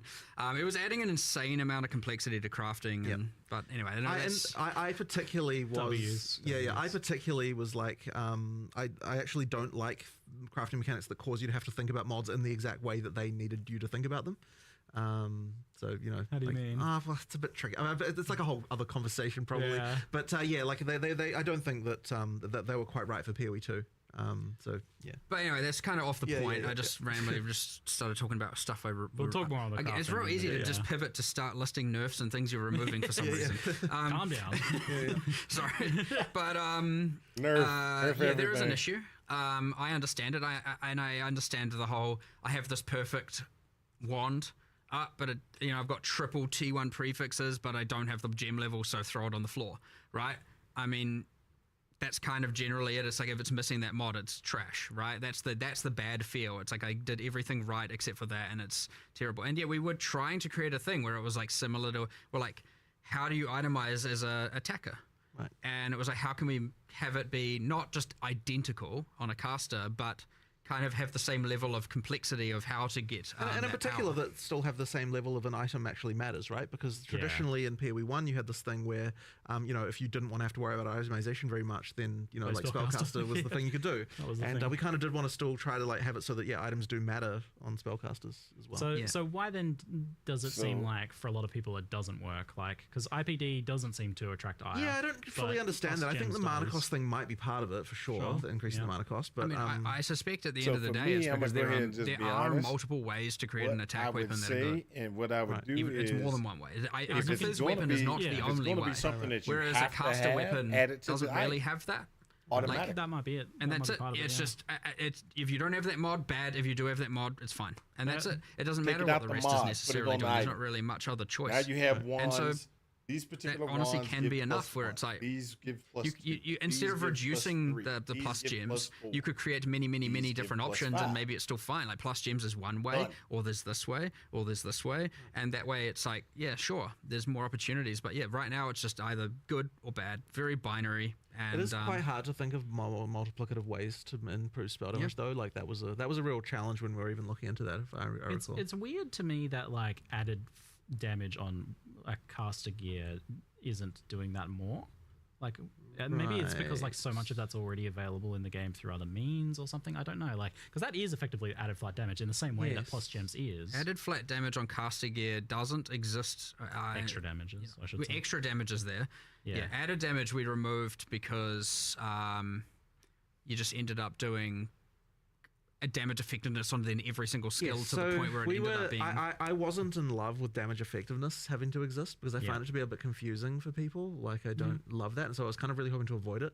I did have this sort of feeling though back when we did that, of this inevitable, like, we're probably going to have to add it back again one day, and I'm not going to like that because like it is a very useful tool, but yeah, I think it's just I think it kind of sucks as a thing personally. I'm just not a fan of it. The damage is extra. That's another take on that. I mean, that's we've done. I was just thinking of another change we've done here. So obviously, I'm pivoting a little bit, but it's still talking about caster weapons. So we'll say it's related. But in 040, we are doing a change where, even though we're not changing the plus spell so much, we are making it so that you can't essence +3 spells on the foci, which I said before. Just to be clear, that is a change. But the other thing we're doing is we're taking it's the runic and glyphic equivalent of spell damage on foci and for all the different damage types, and just saying they can't generate on foci now. And I think we're in the end game, we're then increasing the base energy shields a little bit. It doesn't. I know people, oh my god, you're making energy shield better. Don't worry, it makes like no real difference overall with the other changes in mind. But the idea is being that a wand and a foci should be slightly more defensively enhanced, not offensive compared to a staff. And so one thing we've done is we said all staff prefixes. So that's the damage is fire, the element damages the types. It's the just increased specific damage, increased spell damage. What is it? Mana. I don't remember what else. The prefixes. Those are all now double wands as opposed to, I think it was 50 to 55% higher than wands, give or take. So if you want... Like it just adds more reason to want to use a staff. So the staff prefixes are double wands, whereas a wand plus foci is not giving you. Well, it was pretty much giving you more damage. I actually think it was than a staff would have been able to. Definitely not. So at least now staffs are going to be better, but that isn't anything to do with the gem level problem. It's still obviously its own problem, But it's again just talking about a little bit of the overall improvements to just like finding different types of gear where it's like, well, why do I want the staff when I can have a wand and a I mean, you focus actually every made a time? ton of changes to just weapons, like generally, right? Like in terms of the progressions and stuff, especially through your campaign. Yes. So when we were adding the talismans for the druid, we were like, what do we want all the in-game base types to be? What do we want the damage in the campaign? And what we then started looking into was a lot of the other weapons going, well, what were they doing? And then I was looking at things going, well, this doesn't seem actually right pretty here, good to and this know. doesn't seem right there. And you get these weird things which people probably don't honestly appreciate, maybe, where it's like you're upgrading your weapon, so you're going from like random examples. I don't know. I don't actually know if this is true. I'm just going to hypothetically. It's like you go from two-handed mace to 3 to two-handed mace 4. You're going along the, I don't know what the actual names are. And then all of a sudden, like two-handed mace 5, it's got some implicit on it, and it's like, oh, that's interesting. But the damage is actually, the base DPS of that weapon is actually lower than the one before it. That was like 6 levels lower. And you're like, I don't know if that damage is worth the trade-off of the implicit. And so definitely it isn't worth it. It isn't, yes. The valuation of the implicit's damage penalty was mismatched in a lot of spots. And so you get these things where every third weapon in the campaign is just like a random DPS drop. And so we're changing all of that as much as we can, at least. Oh, that's nice. The thing is, you might not even necessarily recognize this as a player because generally speaking, you just like, you see a weapon that dropped and you're like, okay, what's the DPS of this compared to another one? You're not necessarily thinking about the fact that there's a new upgraded weapon type or that's like, or that should have been higher. So what it ends up being is there's just a hole of like 20 levels go by where it's like, I can't get a weapon upgrade and it's frustrating. And that's what it actually feels like when you actually play it. But in reality, what it was is that the weapon type that was supposed to be an upgrade is actually a downgrade. That's something that Mark immediately saw and he was like, okay, we need to we're do doing a something little about bit more. I don't know if we're going to get through all the weapons, but we're trying. Whereas like you get to end game and it's like, okay, what's your fast weapon?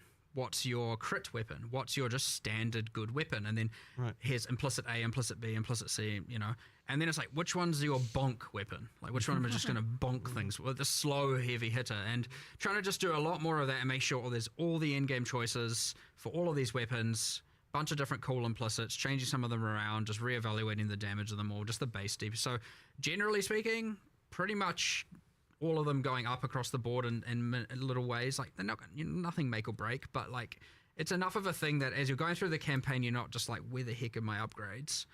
And also at the end game, just increasing a bit of the choices of different base weapons you could use for different could builds see and that. whatnot. So yeah, it's kind of one of those things that, it's easy to go a little bit underappreciated, but it matters, like in changing the staffs and all of that stuff. It does, contribute to the overall picture of just things feeling good. And, it's another one of these things where it's like, yeah, we just in the process of adding the druid weapons, we were like, well, let's go do the rest of this right as well while we're at it.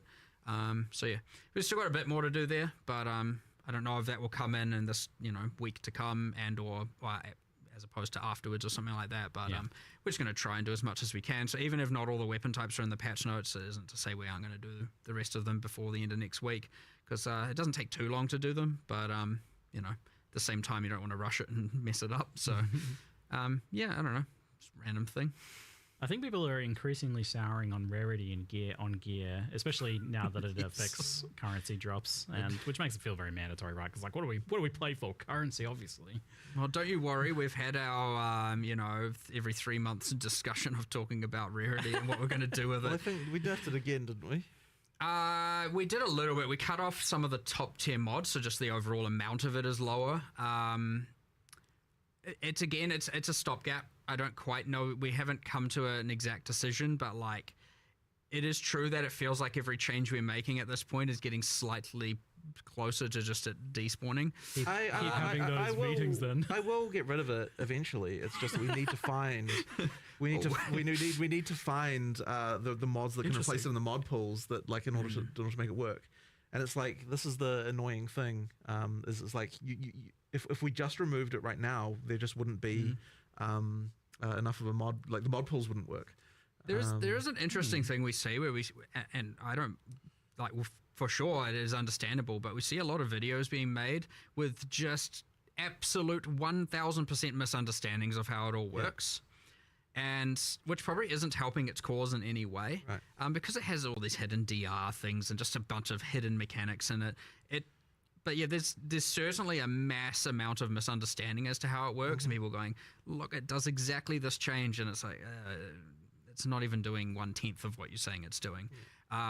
That being said, I'm not saying it's not a problem. It is 100% a problem, but there is certainly a mass misunderstanding with, again, because we don't even explain it anywhere. It's just this hidden, there's some formula somewhere, that no one has access to, except for us. You've always been a bit secretive on drop-related stuff in particular, and like, you guys kind of happy to keep it that way for that one, or is it something you're like, misinformation? We wanted to make it clear. We wanted. Okay. We were like, why don't we just get rid of the DR and find a way to make it work and actually display the actual value? But that is at conflict of removing it. So, there's a little bit of like, we just got to pick our direction here. And it's inherently unclear even to us in some sense. Like, we can't say like the number of the like. Well, okay, that sounds a bit weird. But what I mean by that is like, it's not like that when you get that it just increases currency. Like, it's through like 10 layers of like different ways things work that kind of result in an overall amount, like overall in currency increasing. You mean like the content people are playing and stuff? Well, not just that, but even in terms of just the way the system works, right? Like, it's a very indirect method by which currency is increased. It isn't just that we just drop. It's not just like there's some code somewhere where it's like increase currency by this amount. Like, it is actually like it is a result of multiple systems on top of each other working to result in that. And that's why, what he means. The only way for us to even know like what it even does is by simulating actual drops from actual monsters in order to work out what it actually did. So yeah, it's like sort of, I understand that might seem strange, but it's because like the drops are complicated. And there's like so many things we've done over the years to kind of like massage them in various ways, and it's like it becomes quite unclear at some point, even like what the relationship between one number and another can even be. I think the takeaway is Jonathan said he's removing it. I want to get rid of it. We just need to find a thing to replace it within the mod pool. Like, and that's very, very it's difficult. okay, I don't need to understand it. It's exactly the same conversation if we bring up what Dex gives as a it's like it's 100% the same type of problem. So what should Dex Jesus, give? What if we make Dex give rarity? Yeah, exactly. Exactly. Dex scales currency drops. Yeah, exactly. Through several layers of abstraction. And gold find if you're a wyvern. Only if you're a wyvern. Yeah, just for dragons. Makes sense. Cool. Oh, no. Okay. That would be terrible, but I can understand. On the So, topic of balance for damage types and damage scaling, lightning damage seems like a clear-cut winner at the moment overall.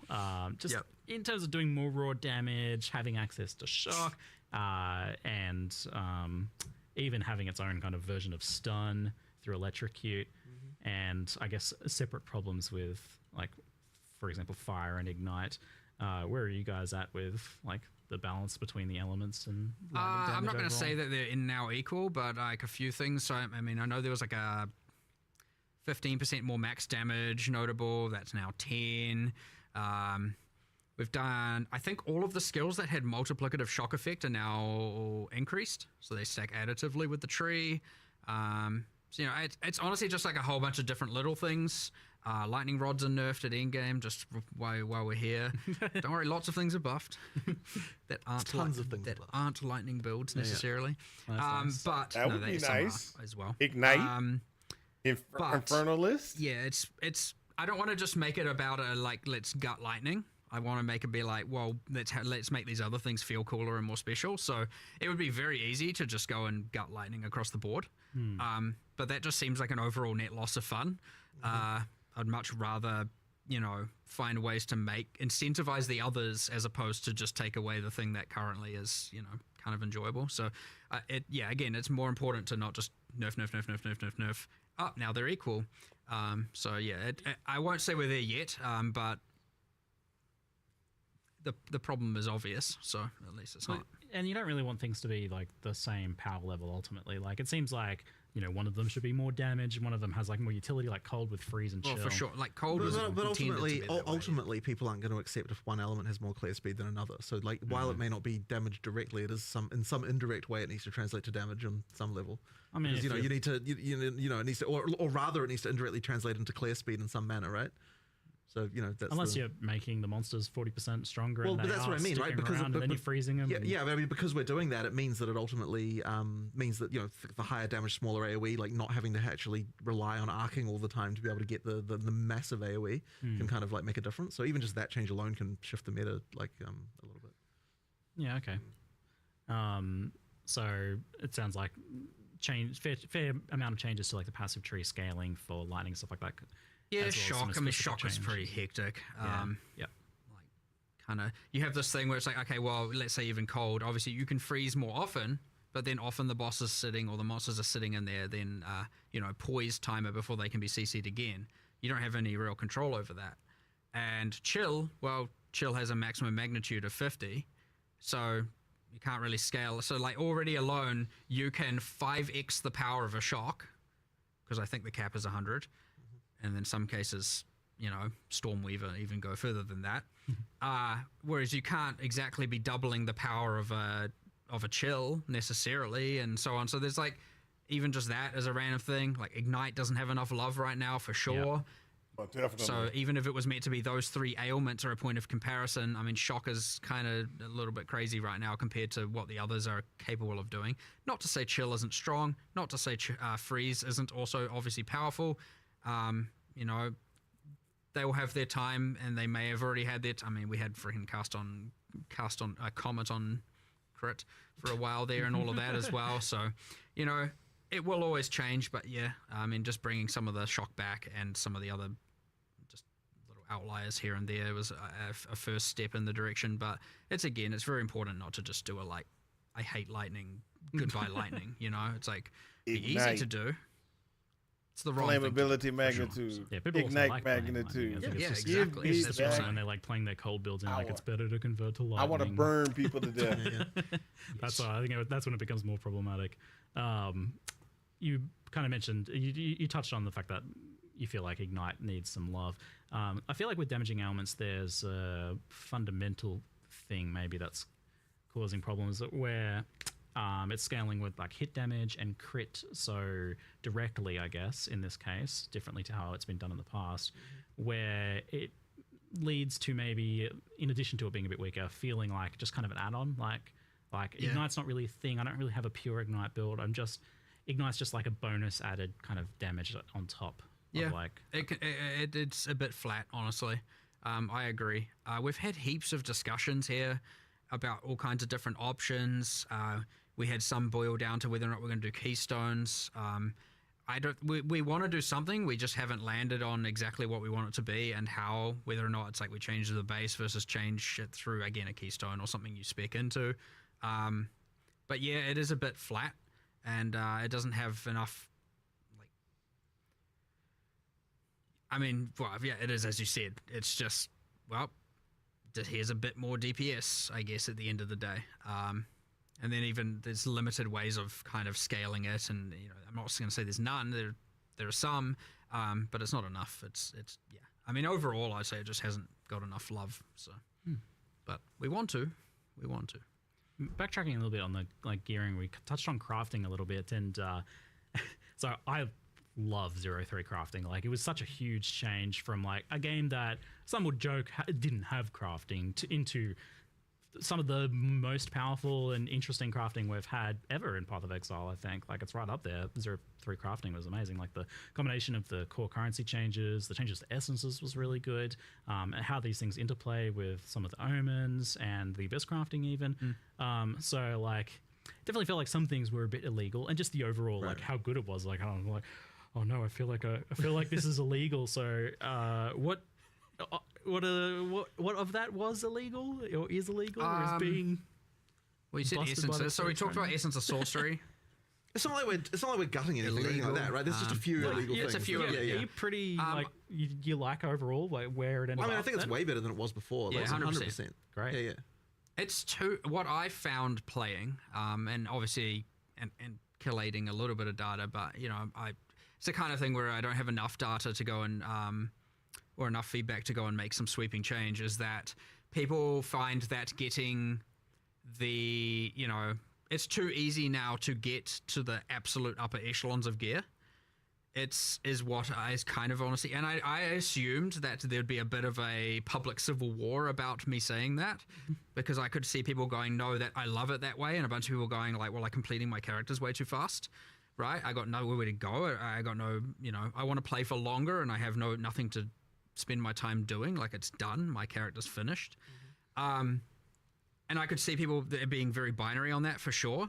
But then it's like, how much of that just comes down to homogenizing, for example, and a few different axes like that. I think a fair amount. And but yeah, I know there's other problems, like for example, because of the high tier currency, there's a little bit of like you don't even need to pick up tier 5 rares anymore, because what you actually want is a base type to craft from.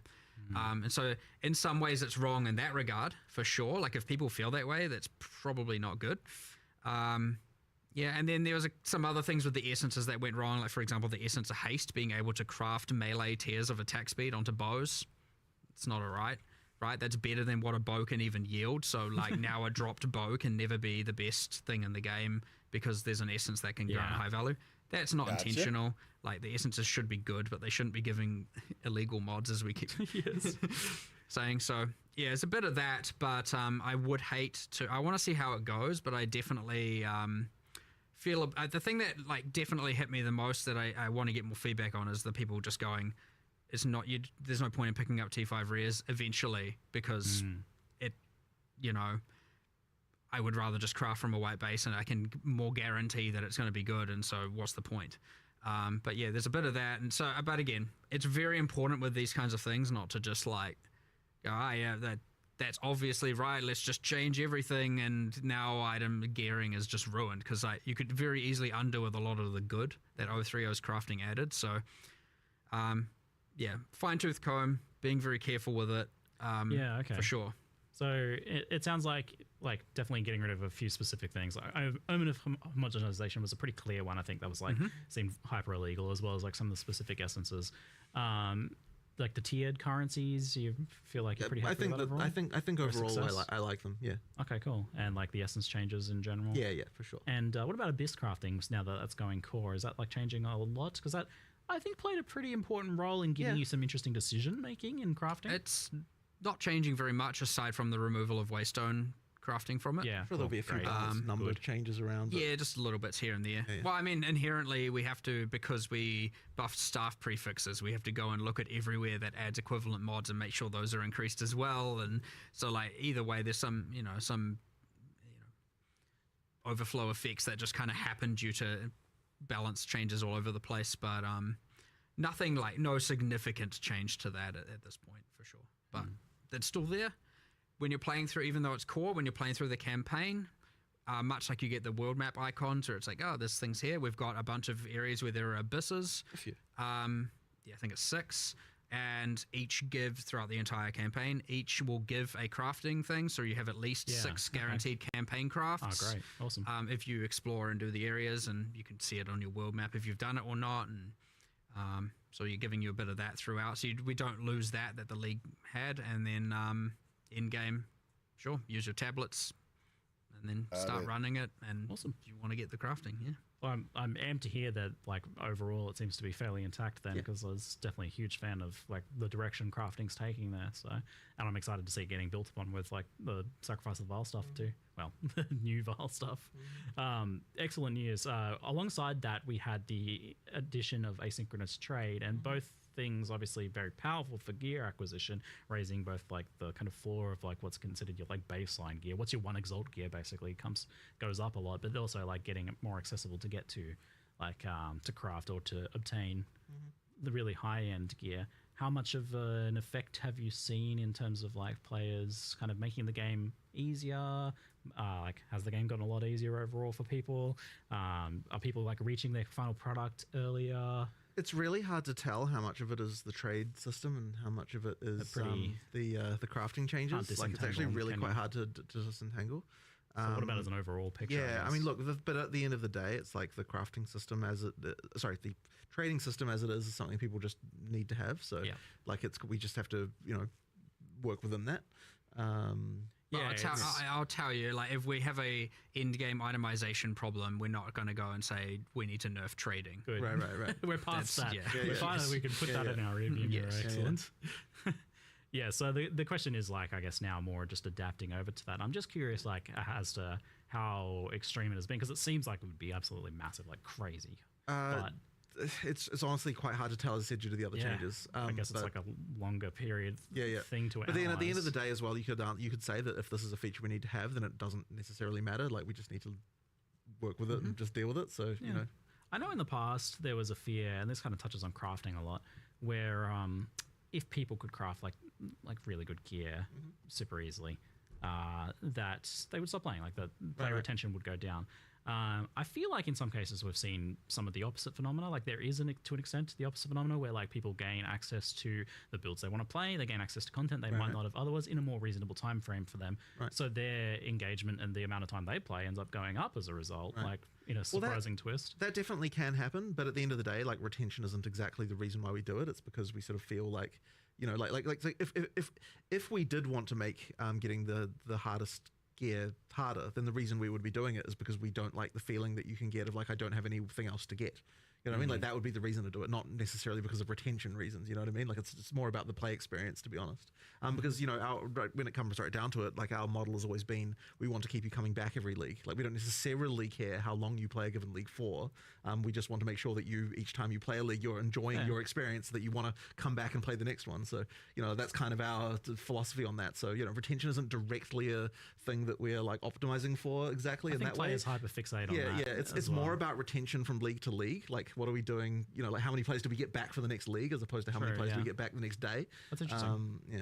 Yeah, I guess because we have like Steam charts, we get hyperfixated on retention numbers. I mean, it's not like it doesn't matter either, right? Because you can, on some level, judge the success of how much people liked a league based on that. Yeah, it can tell you how much fun people are having. Yeah, like, at the end of the day, what people are saying about what they thought about it is actually more important than the number of people actually playing it, because, like, that, as long as they're like happy and they want to come back, then we're happy. Mean, if you have more fun in a smaller amount of time and then you're more happy to come back next league, then that's a win. That isn't necessarily a problem, right? You may have played less this league, but maybe... So they're kind of a little bit unrelated in some ways, but also sort of related in others, Okay, well, it'd be interesting to see how this continues to play out then, the crafting trading thing. I'm super interested in the how long did they talk?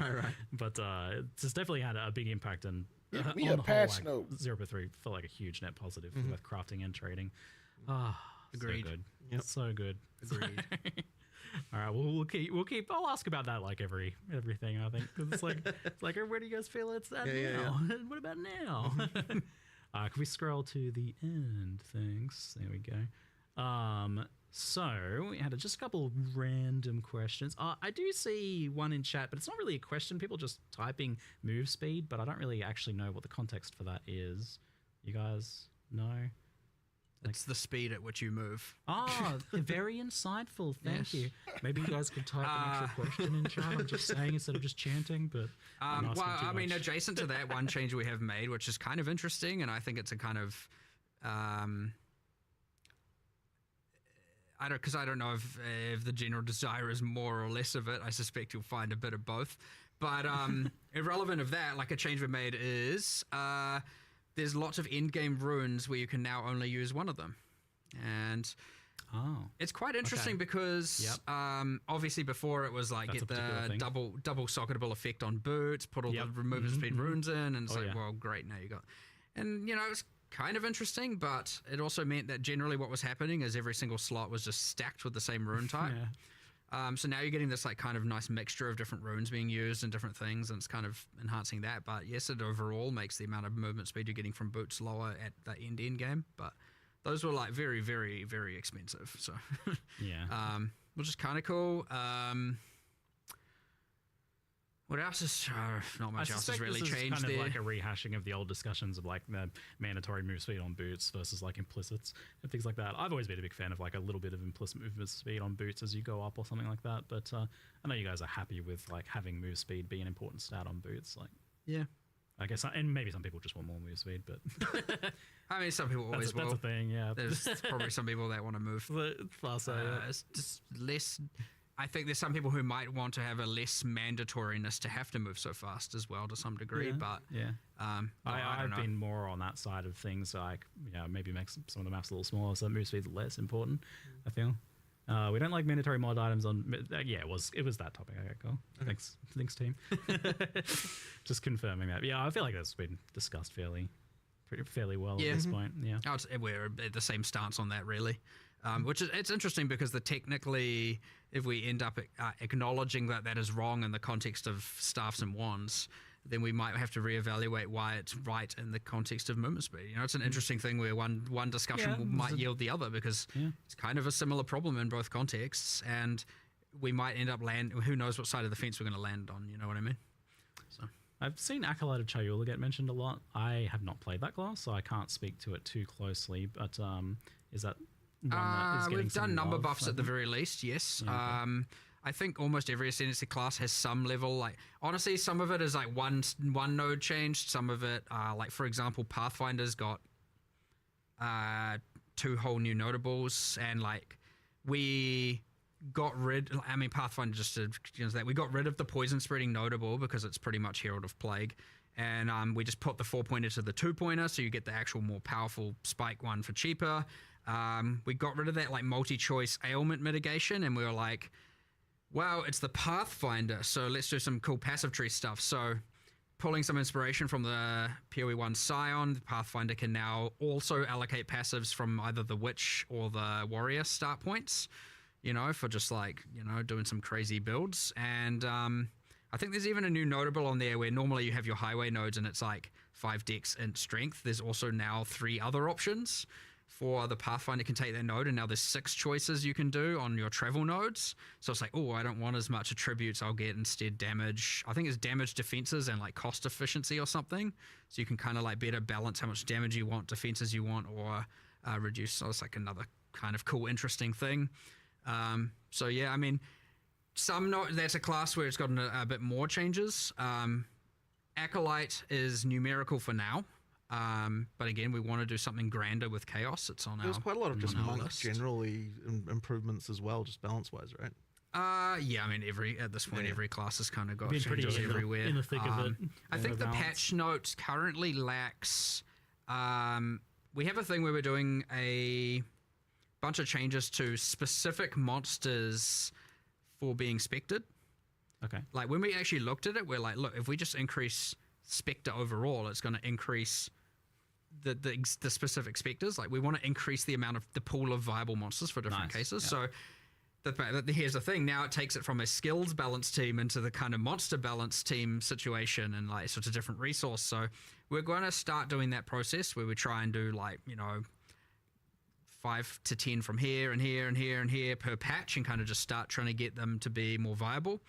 At specifically as specters, and honestly, you'll find most of the time it's just changing the cooldowns and changing the AI to be like not, because normally they're just like, I have to care about a player, and maybe some minions are there, but honestly, sometimes they just don't even care about the minions. They're just like, nah, there's a player, right? They assume there's a player, because generally speaking, there is. And so now, when they make a specter version, well, there's no player for them to target.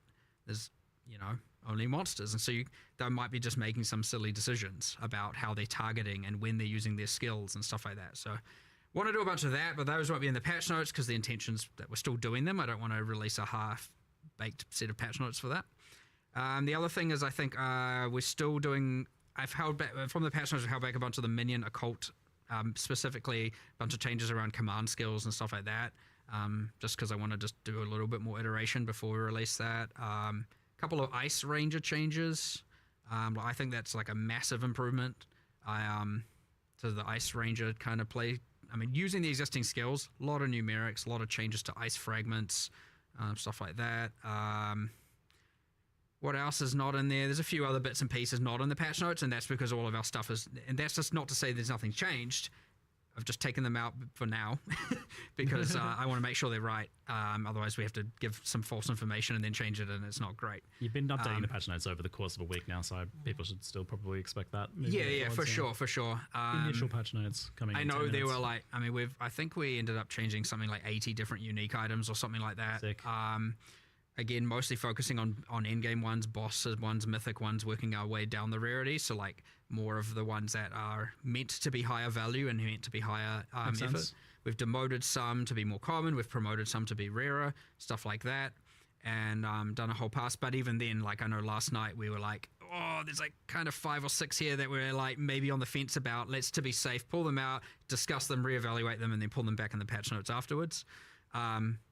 Just to be safe, because again, I don't want to mislead people. I saw a question about that from our resident summoner expert in chat. But the monster changes, like for making specific changes to monsters for specters, does that end up in patch notes?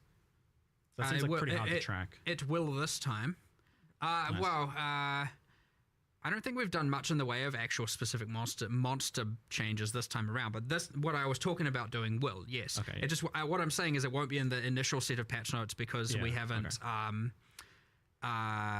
finished them yet.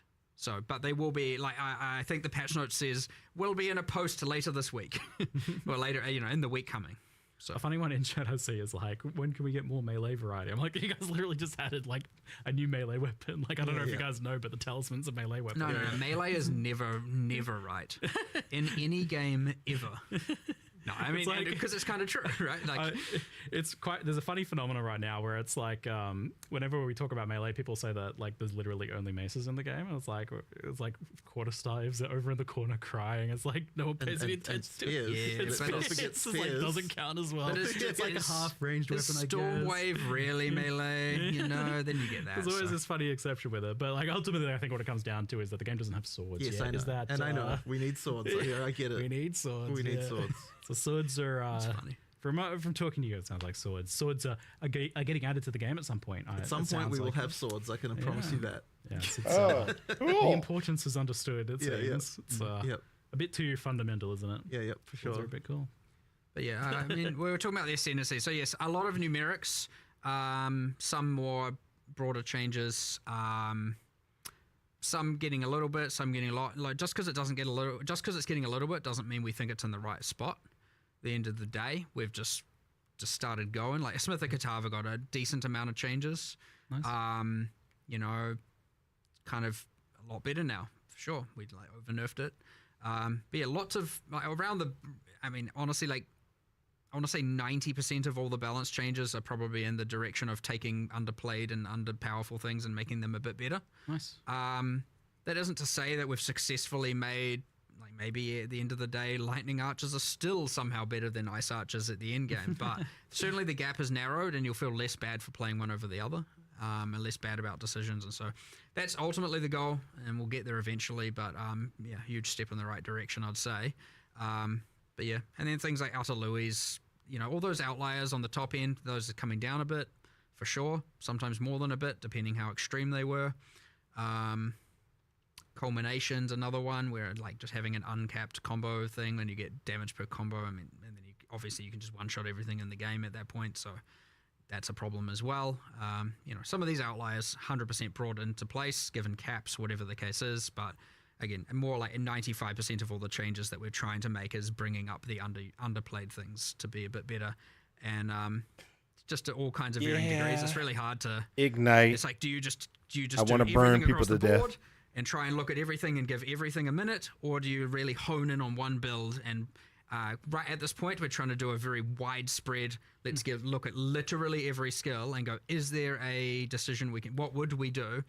And it's like, it would require this huge rework. Okay, instead of waiting for that, can we just do some numbers for now? Do the rework later to really give it what it truly should be.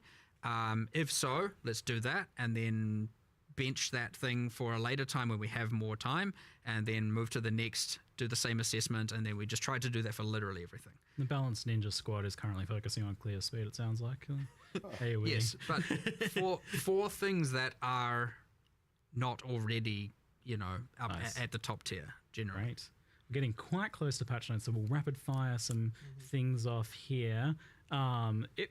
It seemed like at one point, like druids were going to have claws as their weapons, so that has obviously changed to talismans. Or that might have they been were like a long time. That was actually for the Huntress. Yeah. Oh, okay, weird. Yeah. So it sounds like claws are probably not going to be a thing then. Probably like, not anytime soon. Decided not less interesting than other options. Yeah. All right. Cool. Hot swapping between controller and mouse and keyboard. Yeah, something I promise every single time. And yet somehow we still haven't done it yet. So what I can say is that it is actually, we have an implementation of it. We're not shipping it this time, but it's much more close than it was last time. Like, there's just some stuff that needs to happen, but like, it is a thing that has been seen on a programmer's workstation as to work. But yeah, there's still a bit more to do. But yeah, like next time, I know I've said this twice before, but next time we will definitely have that. I know it's a weirdly huger feature than it seems, because the code was just originally not written with that in mind at all. And it's just requiring a lot of re-engineering of a whole bunch of existing UI to be able to get it to work. Looking forward to it, so I can I know. inventory management. I know. We will have it, but controller inventory. Oof, no. But okay, good news. It's being worked on daily. Controller inventory does. Do you have like a rough timeline for full release, or not ready to announce that yet? Don't really have it to announce, but I mean, look, I certainly don't want it to be 2027. Like, I really want it to be next year. Like, I really, really do. So, it'll be, I really want it to be next year. But we certainly underestimated the amount of work we wanted to.